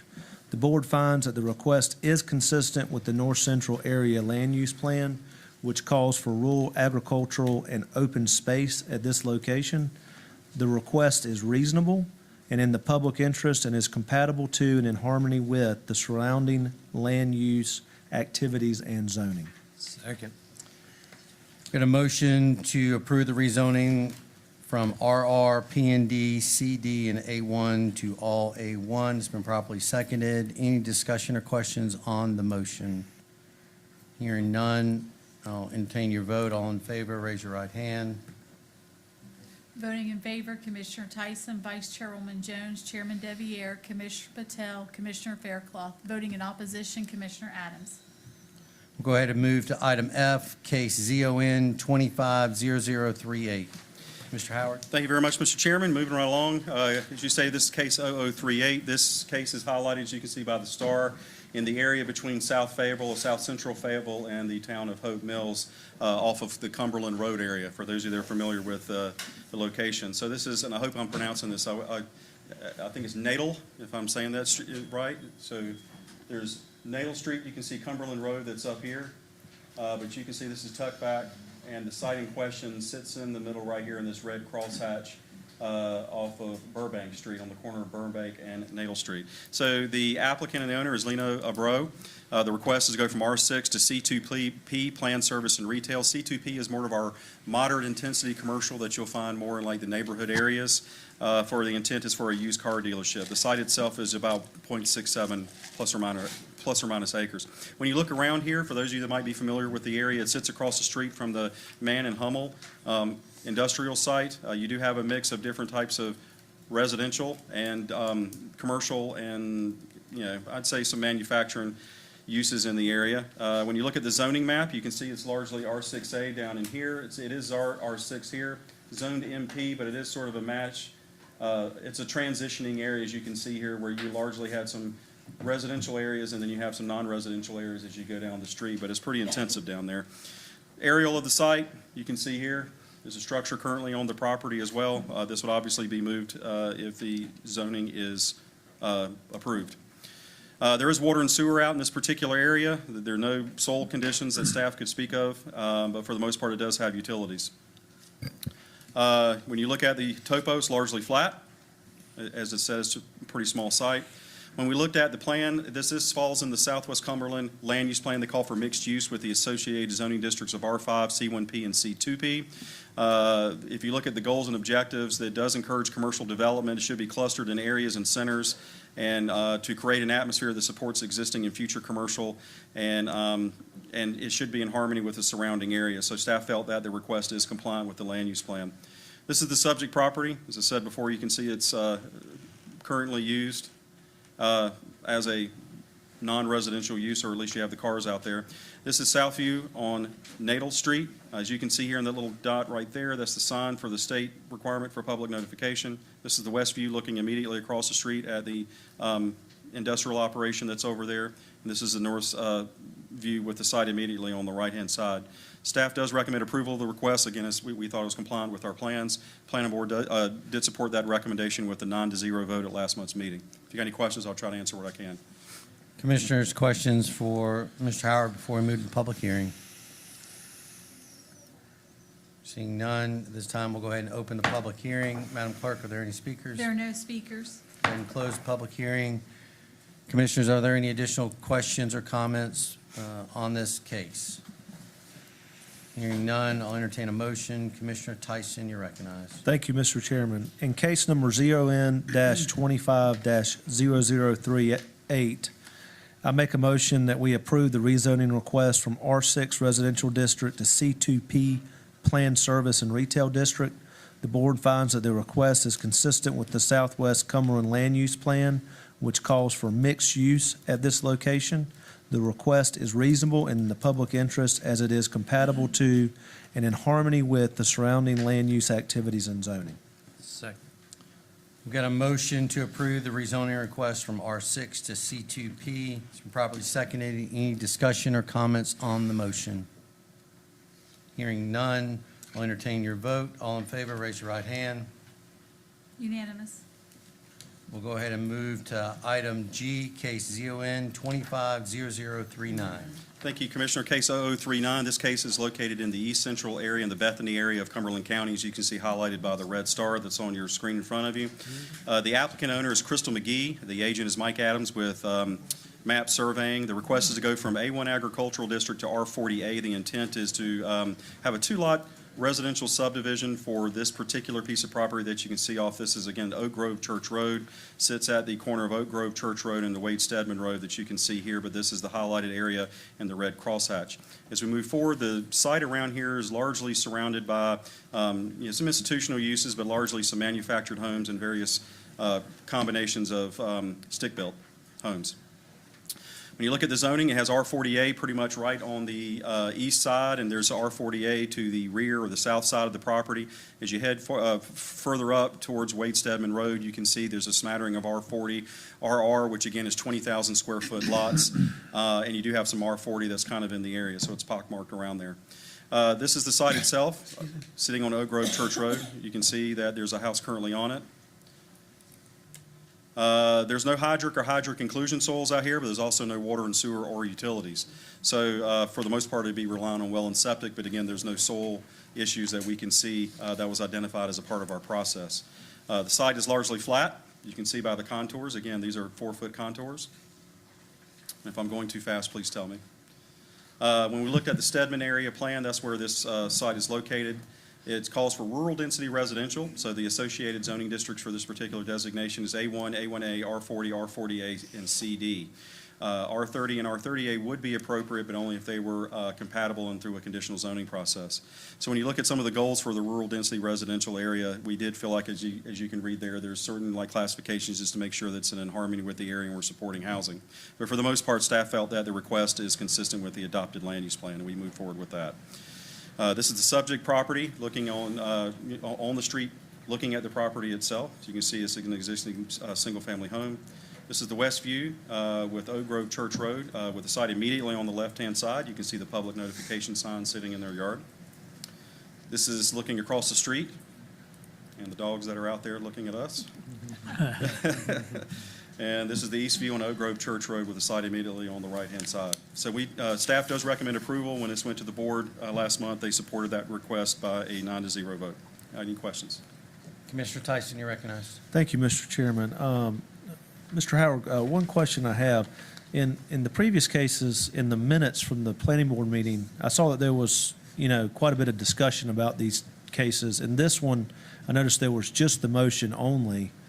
Are the minutes accurate? There just wasn't a lot of discussion on this from the presentation, or is there something we're missing kind of in our packet? No. So that's a good question. So the planning board has a consent agenda format. So we don't do public hearings at the planning board. We do public meetings. So there's a little bit different sort of protocol for how we're able to do things there. So for the most part, we put things on consent when an applicant comes in, staff looks at it.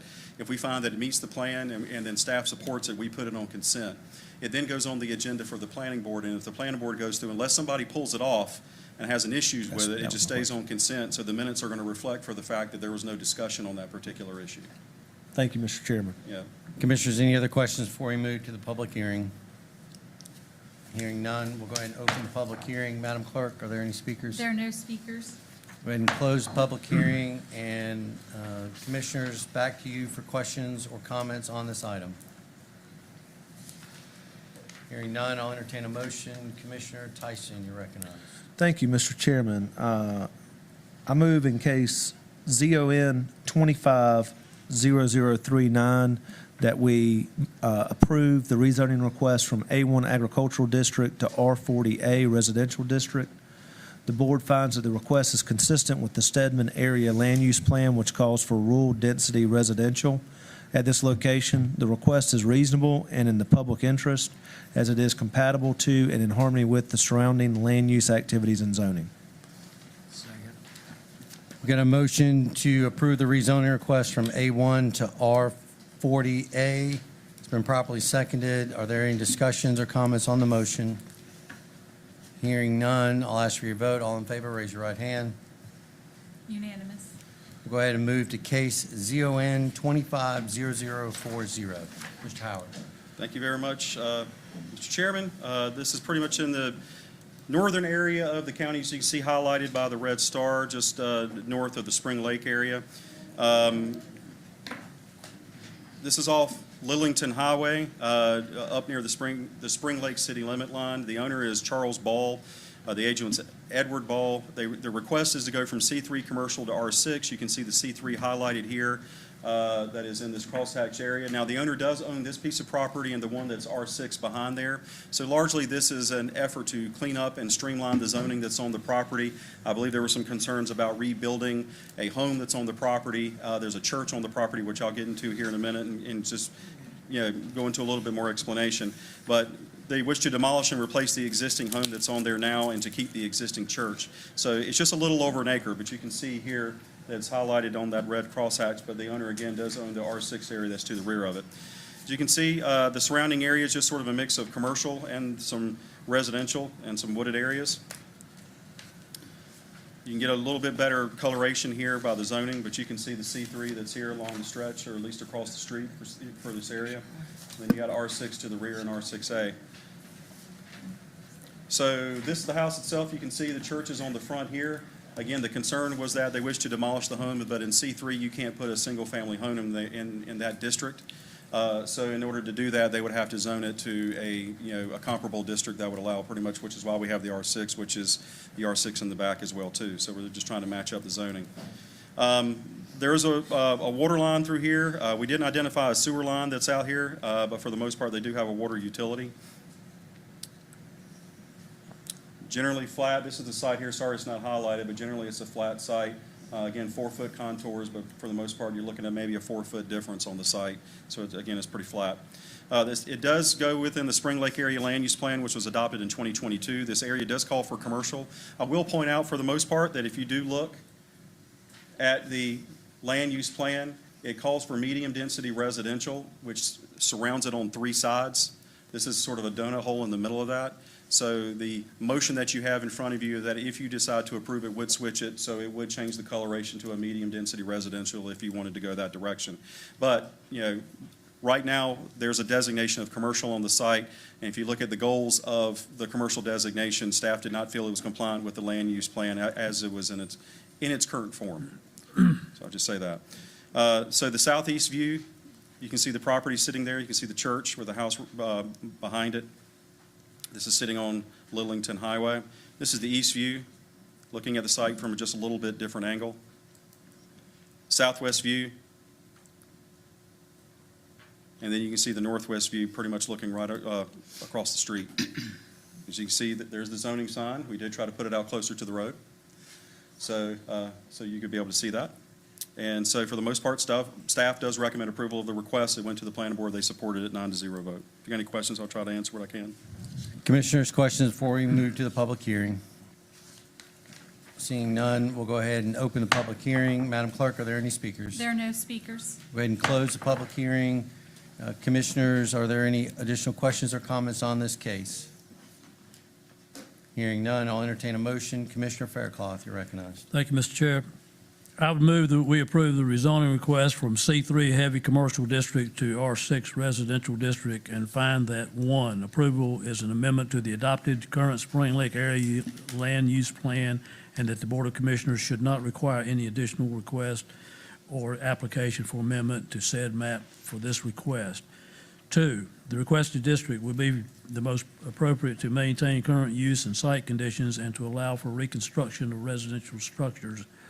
And 3, abutting land to the north, east, and south are assigned a residential zoning district and land use plan designation.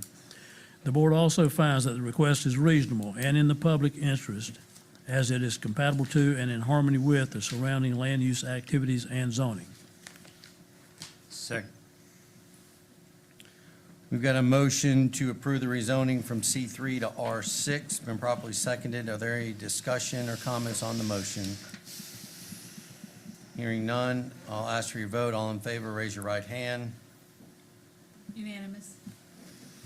And we'll go ahead and move to item I, case ZON 250041. Thank you very much, Mr. Chairman. Again, this is 0041, located in the Grays Creek area of the county in the southwestern part. You can see highlighted by the red star just east of Highway 87. The applicant owner is Joseph William Marsh. The request is to go from A1 agricultural to R40A residential. The intent is to put a secondary home on the property. The site itself is about 1.79 plus or minus acres. You can see this is Butler Nursery Road. You can see running north and south with the intersection of Blossom Road that sits right here. The site just sits here. It's that skinny piece that sits right there in the red crosshatch area. Surrounding this area is largely, you got some scattering of single-family residential and manufactured homes. You do have R40A that's across the street and to the south of this site, but largely you got A1, but for the most part, it's not unprecedented to have R40A or R40 in that area. This is the site itself. You can see again, this is the parcel. This is the home itself. I think the owner was wishing to put again a secondary home in the back part of the property. So keep in mind that when staff was talking with the applicant, this is not a subdivision. It wouldn't allow under an R40 to be able to do a subdivision. It would have to come in as a group development, which means that they would be allowed to put a secondary home on the property, but not subdivide it. This is in the Grays Creek Water and Sewer District. There's no water and sewer out in this area, but you can see it has a little bit of some concerns of hydric inclusion soils, which I think would largely get worked out during the development process and with environmental health. The site itself is pretty flat. As you can see, 4-foot contours, but for the most part, you don't see a lot of grade difference on this site. This site is in the South Central Land Use Plan area, which was adopted in 2015. They call for farmland in this area. The associated zoning districts are going to be A1, A1A, R40, R40A, and CD. So there's some farmland development goals, but within those goals are embedded some housing and residential concerns and some goals that we try to meet, especially promoting the building of quality housing and locating residential areas with respect to natural and environmental sensitive areas. So the staff felt the request was consistent with the adopted land use plan, so we move forward with that. This is the subject property. As you can see, this is the home. You can see the zoning notification sign that's required by the state. This is the northeast view looking up Butler Nursery Road. This is the east view looking immediately across the street. And this is the south view with the site immediately located on the right-hand side. When staff did recommend approval of the request, when it went to the planning board, they supported that by a 9-0 vote. If you have any questions, I'll try to answer. Commissioners, questions before we move to the public hearing? Seeing none, we'll go ahead and open the public hearing. Madam Clerk, are there any speakers? There are no speakers. Go ahead and close the public hearing. Commissioners, are there additional questions for Mr. Howard? Seeing none, I'll entertain a motion. Commissioner Fairclough, you're recognized. Thank you, Mr. Chair. I move that we approve the rezoning request from A1 Agricultural District to R40A Residential District. The board finds that the request is consistent with the South Central Area Land Use Plan, which calls for farmland at this location. The request is reasonable and in the public interest, as it's compatible to and in harmony with the surrounding land use activities and zoning. Second. Got a motion to approve the rezoning request from A1 to R40A. It's been properly seconded. Is there any discussion or comments on the motion? Seeing none, I'll ask for your vote. All in favor, raise your right hand. Unanimous. Go ahead and move to item J, case ZON 250043. Last one. So stated this is in the far northeastern part of the county, as you can see highlighted by the red star, just east of Linden and on the east side of the river. The applicant owner is David Kimnitz. The request is to go from A1A Agricultural and CD Conservancy District to M1PCZ Planned Light Industrial Conditional Zoning. The intent is to put pretty much a home-based food processing and food production and wholesale operation on this larger site. So this is 4.62 acres, but I do want to point out that the overall site, this is the red crosshatch area here, but the overall site is almost 200 acres. So this would be smack in the middle of a 200-acre tract of land that you can see here. And I'll get into more of the conditions and what the maps look like and so forth here in just a second. This area, as I stated before, is a large tract of land. You do have some single-family homes and some things like that that are immediately out on the road. But it's off of Burnett Road, you can see here to the east, but you can see all of these areas right around in here, but for the most part, it's largely wooded. This is the zoning map. Again, you got some CD that is here that's also part of this request. Just going back to the earlier discussion about the flood maps, this CD is there, but it doesn't reflect, the existing flood and wetland areas that are on the property that are current there now. But for the most part, it is like designated for CD there, just a small part of it. You can see that there's an existing building that's there now, but the nearest property that we had designated from this site is well over, what do we say, about 2,000 feet, 1,500 to 2,000 feet? It's 1,500 feet to the nearest home. Yeah, so I mean, it's so the scale is there, but it's largely surrounded by woods. For some reason, let me put on presentation, be a little bit better. There we go. There's a water line that sits out on Burnett Road here, as you can see here, but it's a little bit further down. But for the most part, on this particular site, it's going to be dependent on well and septic. There are no hydric or hydric inclusion soils, ironically enough, for the entire 200 tract area piece of land. So we thought that was kind of interesting, but that there was no soil issues that were identified out there. To be honest, that's the flattest piece of land, or the flattest portion of this land, as you can see in the entire area. So, there is that. So this does fall within the Northeast Cumberland Land Use Plan, which was adopted in 2010. They do call for farmland in this location. The associated zoning districts for farmland are A1 and A1A. Some of the farmland development goals you can see there is we do want to highlight that we do have some goals in there is to provide industrial areas that utilize unique resources of the area. while providing an atmosphere that is orderly, clean, and safe.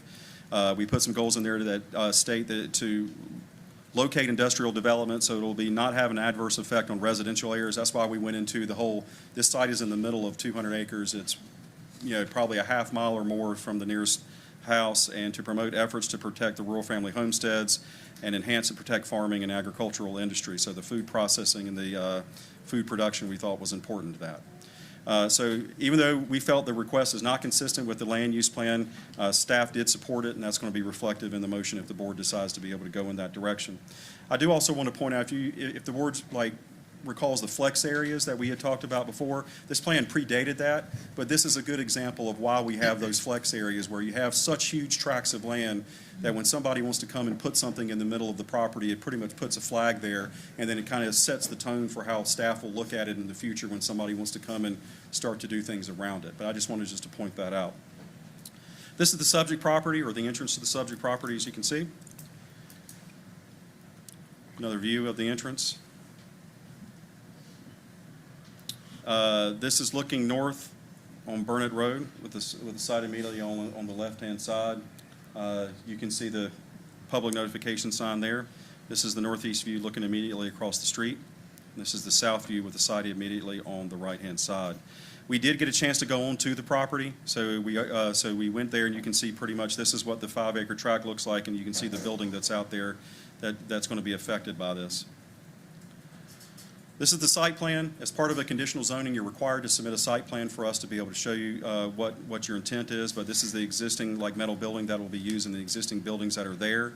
So for the most part, I think the intent is just for the applicant is just to add parking and things to just try to meet our goals for that. But for the most part, it's using the existing building that's out there. Again, it's a small startup kind of a business, the way that I've interpreted this. So it's just getting that started. This is the site, again, site plan as it relates, but it kind of just tracks whatever the aerial photo was just showed a minute ago. You can see the building and where it sits and where the road comes in. I mean, you can see the road coming in and how long you've got to drive in order to get to that site. Some of the key conditions that staff had worked with the applicant on this is that we want to be cognizant with business owners and try to work with them, but we did tie that the use has to be consistent with the conditional zoning and the site plan that you just saw right then. We did put a condition in there that if there was an expansion, it would be limited up to 25,000 square feet before it would have to come back before the board. We didn't want to put 5 acres and just have it 5 acres. We wanted to put at least a little bit of a governor on there, so to speak. So if it hits 25,000 square feet and they expand and they want to come back, they would have to come back to the board and at least be able to bring that plan. And the applicant did agree with that.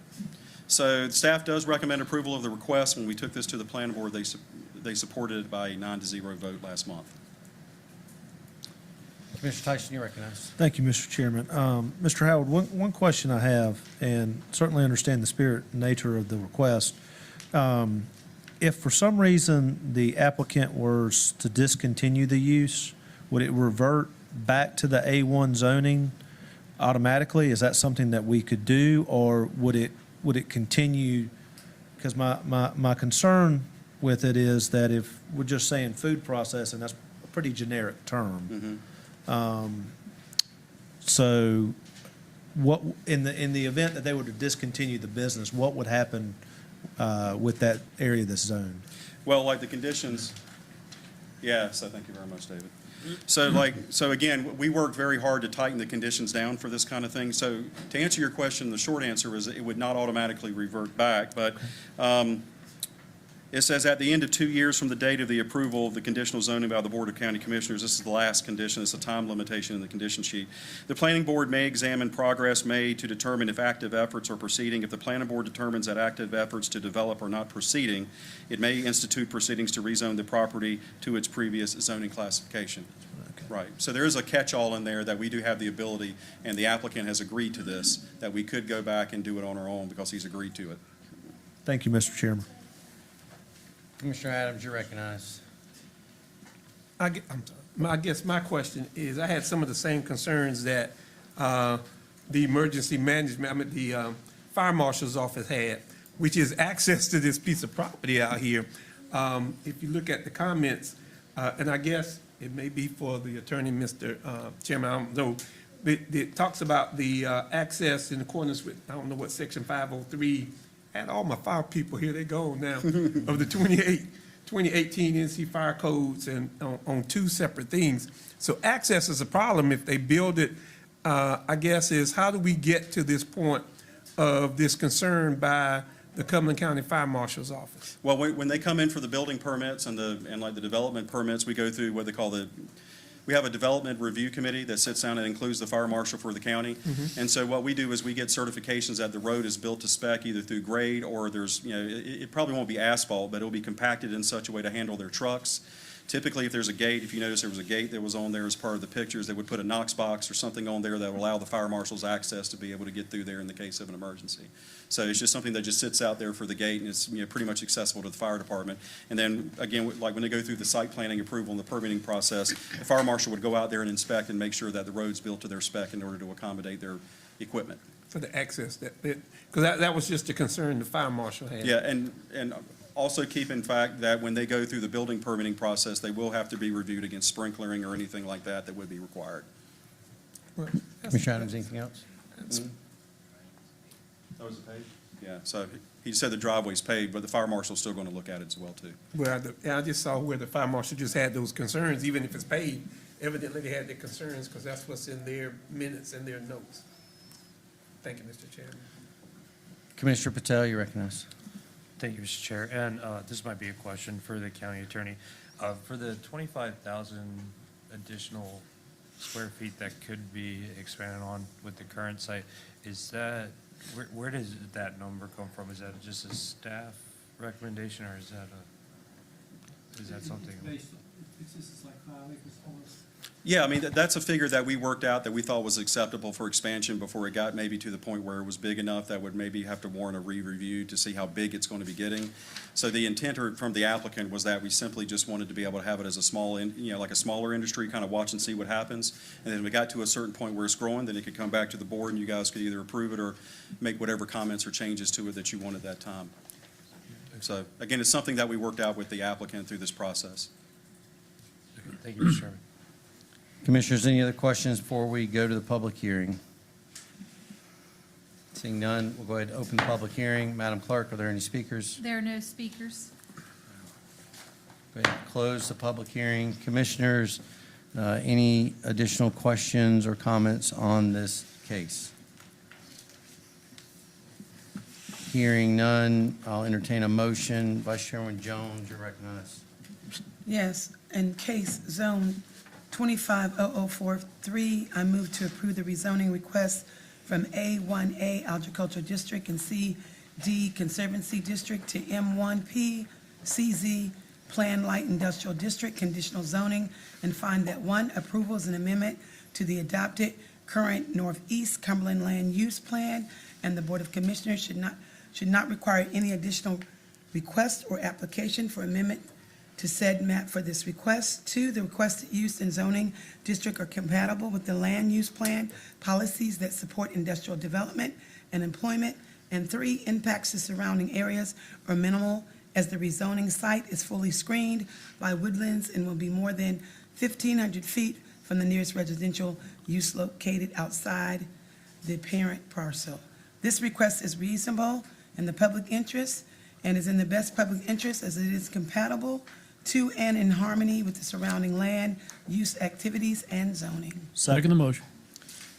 We've got a motion to approve the rezoning request from A1 and CD to M1P and CZ. It's been properly seconded. Are there any discussions or questions on the motion? Seeing none, I'll ask for your vote. All in favor, raise your right hand. Unanimous. Thank you, Commissioners. Mr. Howard, I think you are done. Thank you. Thank you. Mr. Chair, can I throw in one comment before we go to? Commissioner Fairclough, you're recognized. Thank you, sir. While everybody's out, just a quick comment that this meeting used to be, when we had 10 items like this, it was a separate meeting on the fourth Tuesday. So we had the first Monday, the third Monday, and the fourth Tuesday were regular meetings. And then the city of Fayetteville added their own planning and zoning board in about 1997. And that's why we did away with that meeting. And this is we were talking, the county attorney and I were talking, we haven't seen 10 in probably 30 years, not like this. Yeah. I was going to say it's atypical. The planning board didn't have a quorum for the meeting, so we had two meetings. You're looking at two planning board meetings in one meeting right now. Okay. And we're going to blame that on you, Mr. Howard. So call your people next time and make sure there's a quorum. All right, any other comments before we move to item 4? Item 4, items of business. Item A, consideration of adoption of 2026 Board of Commissioners regular meeting dates and agenda, session meeting dates. County Manager Greer. Yes, Andrew Tebby, clerk to the board, will present this item and answer any questions you may have. Andrew? We've reviewed the calendars and upcoming conferences. There may be an adjustment in 2026 as we do not have the NCACC calendar for the annual conference as of yet. Commissioners, questions on this item? Hearing none, I'll entertain a motion. Vice Chairwoman Jones. Yes, I make a motion to move to adopt the calendar year 2026 Board of Commissioners regular meeting dates and agenda session meeting dates. Is there a second? Second. We've got a motion to approve to adopt the calendar year 2026 regular meetings and agenda session meetings. It's been seconded. Any discussion or comments on the motion? Seeing none, I'll ask for your vote. All in favor, raise your right hand. Unanimous. Go ahead and move to item B, consideration of replacement of sheriff office duty weapons. County Manager Greer, you're recognized. Yes, recently we received a request from Sheriff Morgan regarding the replacement of weapons in a total amount of approximately $218,000. Sheriff Morgan is here to present this item, answer any questions you may have. Sheriff Morgan or Chief Broadus. Good evening, Honorable Commissioners. I have with me Lieutenant Taylor, assisted by Senior Sergeant Bagley and Sergeant Cashwell. They're going to explain the reason why we have to replace our duty weapons.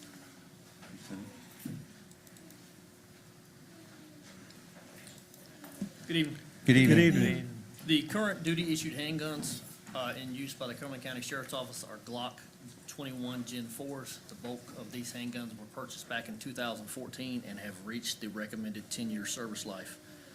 These handguns are inspected annually by members of the training staff who are all certified Glock armors, and based off the usage and current wear and tear of the handguns, we're seeing constant replacement parts being needed, which is becoming very expensive for the Sheriff's Office.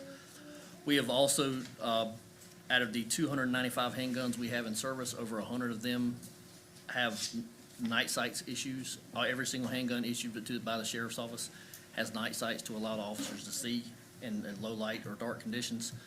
Those sights are no longer operable. They also have a 10-year shelf life recommended, and we have gone beyond that. Extensive research has been done by members of the training staff to look into repair and replacement costs to keep the current handguns in service that we have. We went as far as to look at a total replacement of every mechanical part of the handgun. That would have cost about $297 per handgun times 295 handguns. But by doing so, that triggered a phone call from Glock Corporate, who said, basically, this has never been done in the history of law enforcement, and if you do so, we would like you to sign a waiver saying that we will no longer represent you legally, so one of your officers becoming an officer involved shooting.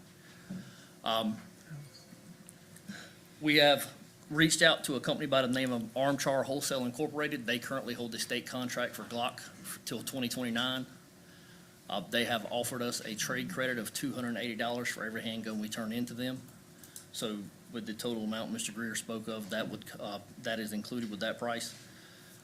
There are conditions of those handguns being traded in. Each handgun must have an original Glock issued box and 3 magazines, which we are making arrangements to make sure that is done. We have looked into 2 different model handguns. One is a Glock 47, one is a Glock 45. They're almost the exact same pistol. They have the same frame, same magazine capacity.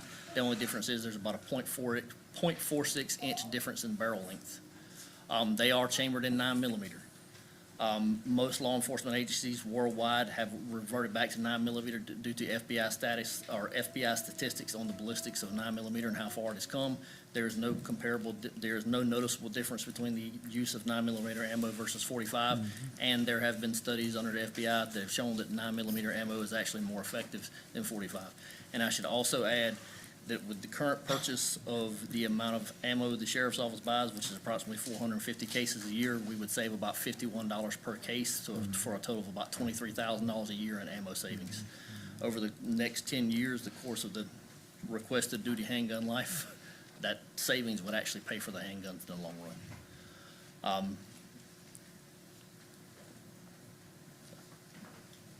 That's it. You ready for questions? Yes, sir, if you have any.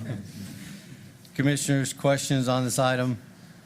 Vice Chairman Jones, you're recognized. First, I want to commend you all for your service that you keeping us safe here in our community. And my question is, when you purchase these guns, are they under warranty? I mean, I don't know if that's a legit question or not. So like when you purchase the new guns, Yes, do they come with the warranty? Yes, ma'am, they do. Okay, that was what the question was. Thank you. Commissioners, other questions on this item? Commissioner Tyson, you're recognized. Thank you, Mr. Chairman. I'd like to make a motion. Before I do, I just want to make some comments. I wanted to thank Sheriff Morgan and his staff. I actually had a chance to go out and tour their training facility, and if y'all haven't had an opportunity to, I would encourage the board to. I know the managers had a chance to go out there and do some driving and do some hands-on things. Sheriff did say I scored better than you, Mr. Manager. But anyway, but no, when you go out there and you look at Sergeant Bagley and Sergeant Cashwell and Lieutenant Taylor, these guys are really top-notch professionals in their field. And it was encouraging for y'all to walk through why this is needed. And we certainly want to make sure that we're giving our law enforcement partners the tools they need to be successful. So with that, Mr. Chairman, if there's no other comments, I'd like to make a motion at this time. Commissioner Tyson, we've got one more comment before you make that motion. And I do have one Vice question. Chairman Jones, you're I'm recognized. sorry. Thank you, Mr. Chairman. I just have one more question. You were stating that you all are using the Glocks right now, 49 to the 45. Is it that you all are stating you might go back to the 9mm? Is that right? Yes, ma'am. It is the recommendation of the training staff to the sheriff that we go back to a 9mm platform. We are one of a very few law enforcement agencies worldwide that carry a 45 caliber handgun. That originally switched to 45 caliber back in 2014 due to 9mm ammo shortage. That is no longer a problem. And because back in the earlier 2014 timeframe when we switched to the 45 caliber handgun, the ballistic value of the 45 was better. There's no noticeable difference in them now. Plus the 9mm is cheaper, and it is a more relevant caliber for our law enforcement. Okay, thank you, Mr. Chairman. Thank you, Vice Chairman. Commissioner Tyson, you're recognized for a motion. Thank you, Mr. Chairman. I make a motion that we approve the purchase of the new agency duty pistols at a cost not to exceed $220,000, and that we follow the manager's recommendation for the funds to come from the general fund, American Rescue Plan freed up capacity fund balance. Second. Got a motion to approve the purchase of the duty pistols not to exceed $220,000. It's been properly seconded. Any discussion or comments on the motion? Hearing none, I'll ask for your vote. All in favor, raise your right hand. Unanimous. Go ahead and move to item C.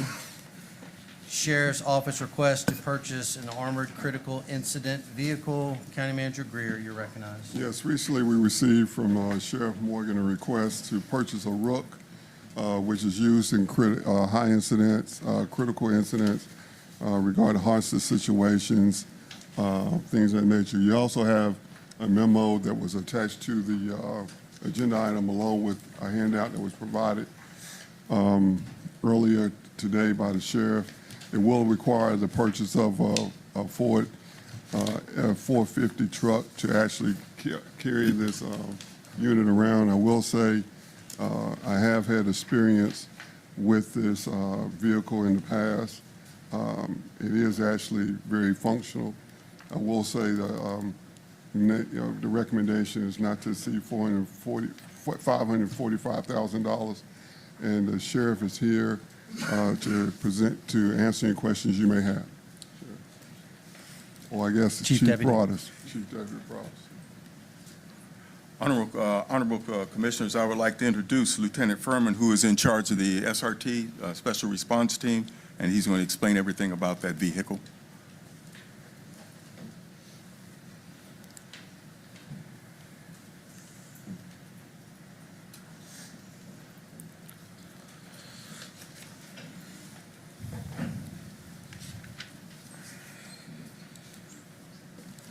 Good evening. Good evening. I asked respectfully for the approval and funding for the purchase of the Rook, a specialized armored critical incident vehicle designed to enhance the safety, effectiveness, and operational capability of the Cumberland County Sheriff's Office during high-risk situations and search and rescue missions. In today's evolving law enforcement environment, our deputies are frequently called to respond to dangerous incidents such as active shooter situations, a natural disaster requiring rescue operations. The Rook provides a versatile and secure platform to allow our personnel a safety approach and resolve these situations while minimizing risk to both officers and civilians. Its ability to perform rescues, clear debris, and provide ballistic protection makes it an invaluable tool for protecting lives in our community. In addition, the Rook not only increases the safety of our deputies, but also ensures faster and more effective response during emergencies where every seconds count.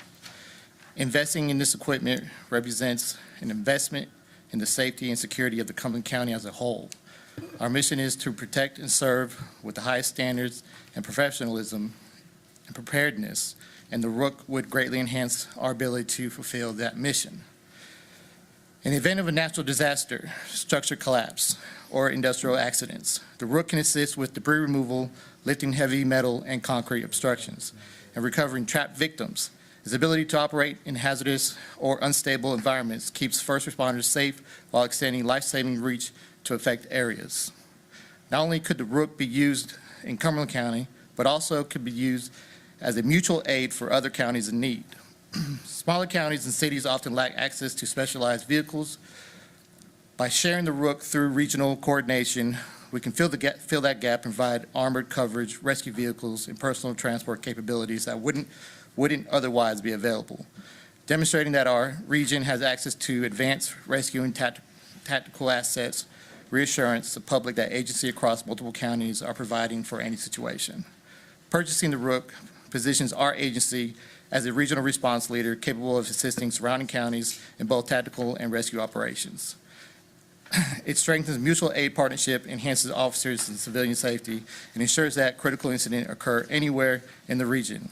Our combined teams have the right tool to protect lives. You ready for questions? Yes, sir. Commissioners, any questions on this item?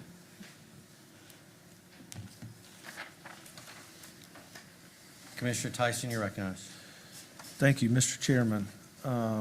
I'd like to make a motion that we move to approve the purchase of the armored critical incident vehicle, Mr. Chairman, not to exceed $708,000 from General Fund American Rescue Plan Freed Up Capacity Fund Balance. Second. We've got a motion to approve the purchase of the armored critical incident vehicle not to exceed $708,000. It's been properly seconded. Any discussion or comments on the motion? Hearing none, I'll ask for your vote. All in favor, raise your right hand. Unanimous. Thank you, sir. Thank you, sir. We'll go ahead and move to item D, consideration of resolution opposing modification to Chemours permit for emissions. Yes, I'll County turn this Manager over Greer, you're to, recognized. Well, let's give them a second to, thank you all for being here tonight. We appreciate what you do every day, and thank you for being here tonight.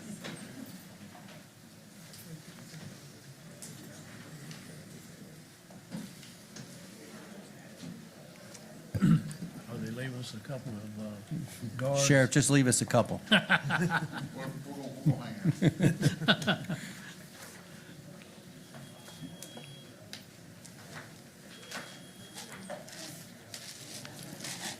County Manager Greer, you're recognized. Thank you. yes, I'll turn this over to Rick Moorfield, County Attorney, to present and answer any questions you all may have. Mr. Chairman, Commissioners, this began as a request from the Southern Environmental Law Center sent to the chairman, and I think the chairman of all the counties in the Lower Cape Fear region, to adopt a resolution which they had provided that was sort of generic. And I had run that by our outside counsel in the Camorra's lawsuit, and they suggested that we maybe want to do something that would be more particular to our circumstances. So the resolution before you is one that I drafted based on information that I have gotten through dealing with our case for these years. And what Camorra's is trying to do, or asking them to modify their existing permit, is to increase the amount of PFAS and other contaminants that are generated, and this will mostly be for atmospheric disposition, but they claim with their permit application that it will, they are reducing the amount of contaminants that they produce so much with the new technology they've been using that it still won't violate the federal regulations that address it. And I pointed out in this resolution, and I think it's a good point to make to DEQ, that in August of 2021, after the consent order and everything, Camorra's, DEQ found that Camorra's, the methodology that it was using to calculate its Gen X emissions was not appropriate, and resulting in its reports of emissions of Gen X compounds was very much understated.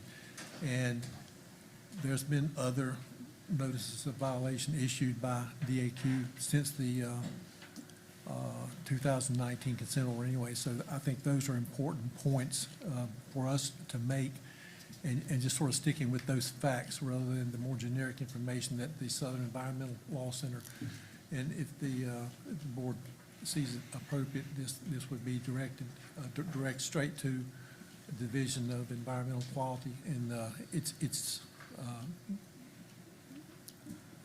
Department of for water air quality. Excuse me.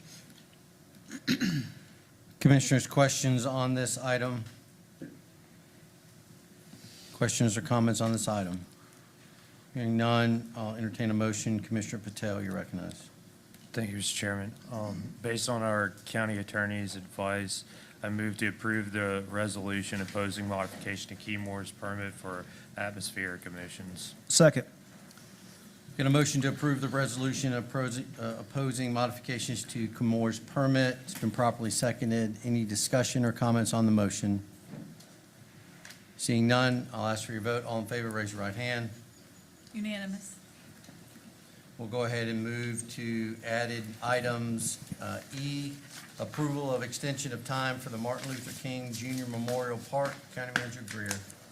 Yes, recently at the agenda session and with meetings with the MLT committee, last year we approved the extension of them completing the spire for a year to November 14th, 2024.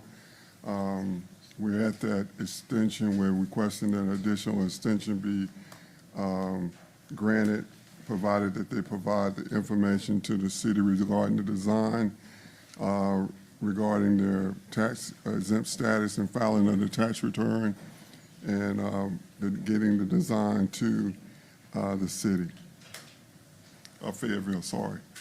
Apologize for that. Okay, Manager, anything else? No, that's it. Commissioners, questions on this item? Seeing none, Vice Chairman Jones, you're recognized for a motion. Yes, I move to approve with conditions stated as agenda meeting. Number one, that they provide submission of their required tax statements and forms to the City of Fayetteville, as well as that they provide the City of Fayetteville with existing commitment extending forms as required. Is there a second? Second. We've got a motion to approve the extension of time for the Martin Luther King Memorial Park with the additional conditions. Been properly seconded. All in favor? Excuse me. Is there any discussion or questions on the motion? Seeing none, I'll ask for your vote. All in favor, raise your right hand. Unanimous. We'll go ahead and move to the additional item added, item F, resolution opposing interbasin transfer. County Manager Greer. Yes, recently, we've learned that the town of Fuquay-Varina has submitted a notice to intent to request an interbasin transfer from the Cape Fear River. This causes concern because it draws water from the Cape Fear River, in which our community, the county, needs, and we have a resolution that is attached. We're requesting approval of the attached resolution in opposition to the proposed interbasin transfer, and request that as many people go to the public hearing on December 4th to voice their opinion regarding that. Commissioners, comments or questions on this item? Commissioner Adams recognized. Thank you, Mr. Chairman. I pulled this off the consent because I just think it's that important for our community to know, and all of those that are around it. You've been in this from the state level. This goes back to, and I'm going to date myself, to Laura Talley when she talked about the interbasin transfer. And this fight and this battle has been going on time and time again. It just keeps coming on the Cape Fear River from Raleigh, from here is Fuquay-Varina. If you look over there, Chatham County is going to get into this with all of that. We're a Tier 1 in Randolph County. We're a Tier 1 county, and if we're going to have economic development, we've got to use that Cape Fear River. You keep taking these this water out of the Cape Fear River becomes a major issue. We've had this conversation before, and at least when they took it out of the river, put it back in the river. Fuquay-Varina is not even asking to put it back in the Cape Fear River Basin. They want to put it into the Neuse River Basin. And I'm going to tell you, I think that we have to be vigilant, everybody up and down this Cape Fear River Basin. As that flow of water slows down, you get contaminants in it. We already have some in there. And down at the bottom, when you talk about New Hanover with the algae blooms, they just keep moving up this Cape Fear River. So one of the major reasons I asked is that there's a public hearing right here in Fayetteville. It's going to be out at Fayetteville Technical Community College at their technology community at Cumberland Hall Auditorium on December the 4th at 6 o'clock. And I'm just asking everybody to go out and voice their concern and their opposition to this. There are a couple of other ones I know Mr. Chairman said he's going to be able to do that. I know he's going to represent us well. But sign in and speaker registration begins at 5:30. So I send this out, and I just thought we could not leave that into a consent agenda. It had to be voiced. We got PwC. We fought this battle. Mick Nolan, who's retired from PwC, boy, he fought this up and down. They actually had a lawsuit not long ago concerning inner water transfer out of the basin. And so I ask all the municipalities in this area, regular citizens, to be able to come out to Fayetteville Tech on that December 4th and voice your concern and opposition. Cape Fear River is important to us. It's important to everybody along this basin. Thank you, Mr. Chairman, for allowing me just to kind of vent and say that along the way. But we have to look, because this fight's not over. Even with this, I think it's going to continue. And so we got to be vigilant on this. I think the resolution speaks to that. It is well drafted and speaks to the issues and the concerns. Thank you. Commissioners, other questions or comments on this item? I think Commissioner Adams summed most of it up for us all. Commissioner Patel, you recognized. Thank you, Chairman. At this time, I make a motion to approve the resolution in opposition to the proposed interbasin transfer certificate. Second. We've got a motion to approve the resolution opposing the interbasin transfer. It's been properly seconded. Any discussion or comments on the motion? Seeing none, I'll ask for your vote. All in favor, raise your right hand. Unanimous. And I'd like to just thank staff for the quick turnaround and work on this. As Commissioner Adams spoke to the importance of this and the importance not only to our community, but also all the way up and down the Cape Fear. So staff, thank you for your quick turnaround on this, and look forward to speaking on behalf of the board and on behalf of all the citizens in our community at these events, at these hearings. We'll go ahead and move to item 5, nominations. There are no nominations at this meeting. We'll go ahead and move to item 6, appointments. We have one item, item A, request for removal, Parks and Recreation Board member. We received a request from the Cumberland County Parks and Recreation Advisory Commission for removal of board member Antonio Rentera. This request is due to unexcused absences, which violates the boards of commissions and the Fayetteville Cumberland County Parks and Recreation Advisory Commission bylaws. Madam Clerk, do you have anything else to add? No, sir. Commissioners, comments or questions on this item? You know, Commissioner Adams, you're recognized. Just the fact that we did try to send some notification or to notify the applicant of his, and he didn't resign or anything. No, he did not. Parks and Rec contacted him as well. Thank you, Mr. Chair. Any other questions or comments on this item? Hearing none, Commissioner Patel, you're recognized. Thank you, Mr. Chairman. At this time, I would respectfully move to ask the board to remove Mr. Antonio Renteria as requested by the Fayetteville Cumberland County Parks and Recreation Advisory Council. Second. We've got a motion and properly seconded. Are there any questions or discussion on the motion? Hearing none, I'll ask for your vote. All in favor, raise your right hand. Unanimous. And at this time, we'll go ahead and recess the Board of Commissioners meeting. I'd like to now convene the Overhills Park Water and Sewer District Governing Board meeting. And I'll move to item A, approval of service agreement with Myers Engineering P. LLC for Overhills merger regionalization feasibility study. County Manager Greer.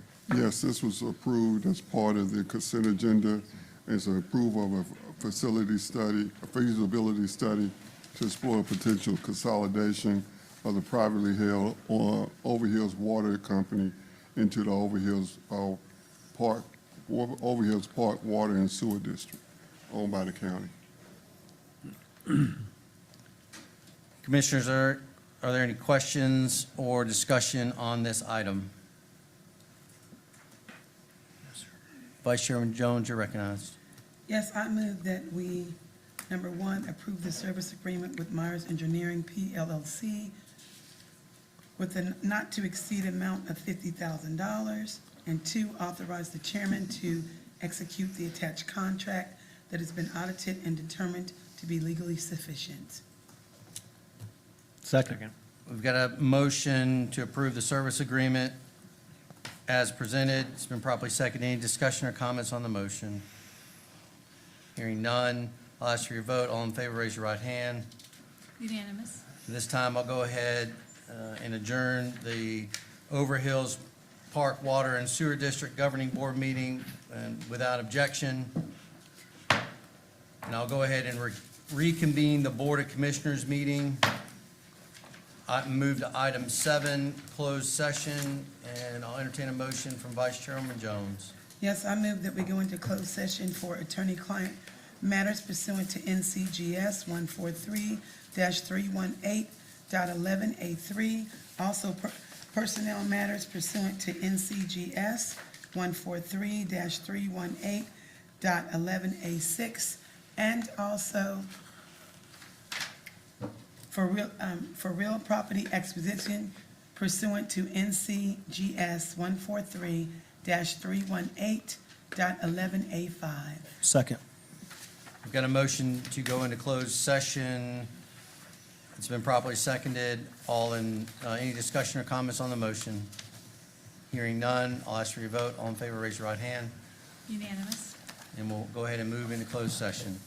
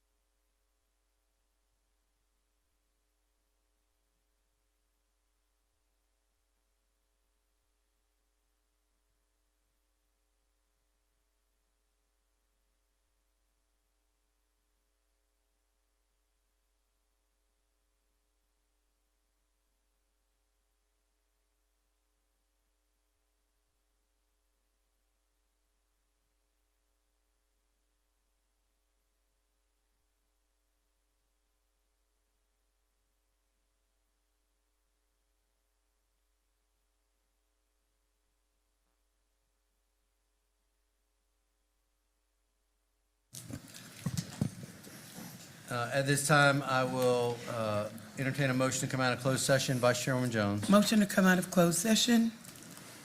Is there a second?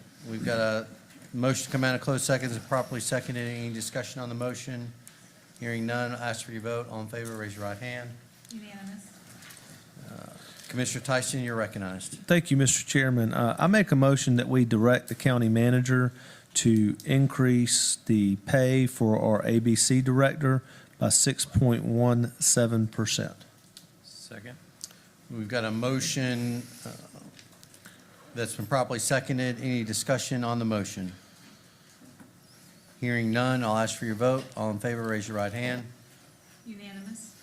No other business. I'll entertain a motion to adjourn. Vice Chairman Jones. Motion to adjourn. Second. We've got a motion to adjourn. It's properly seconded. All in favor, raise your right hand.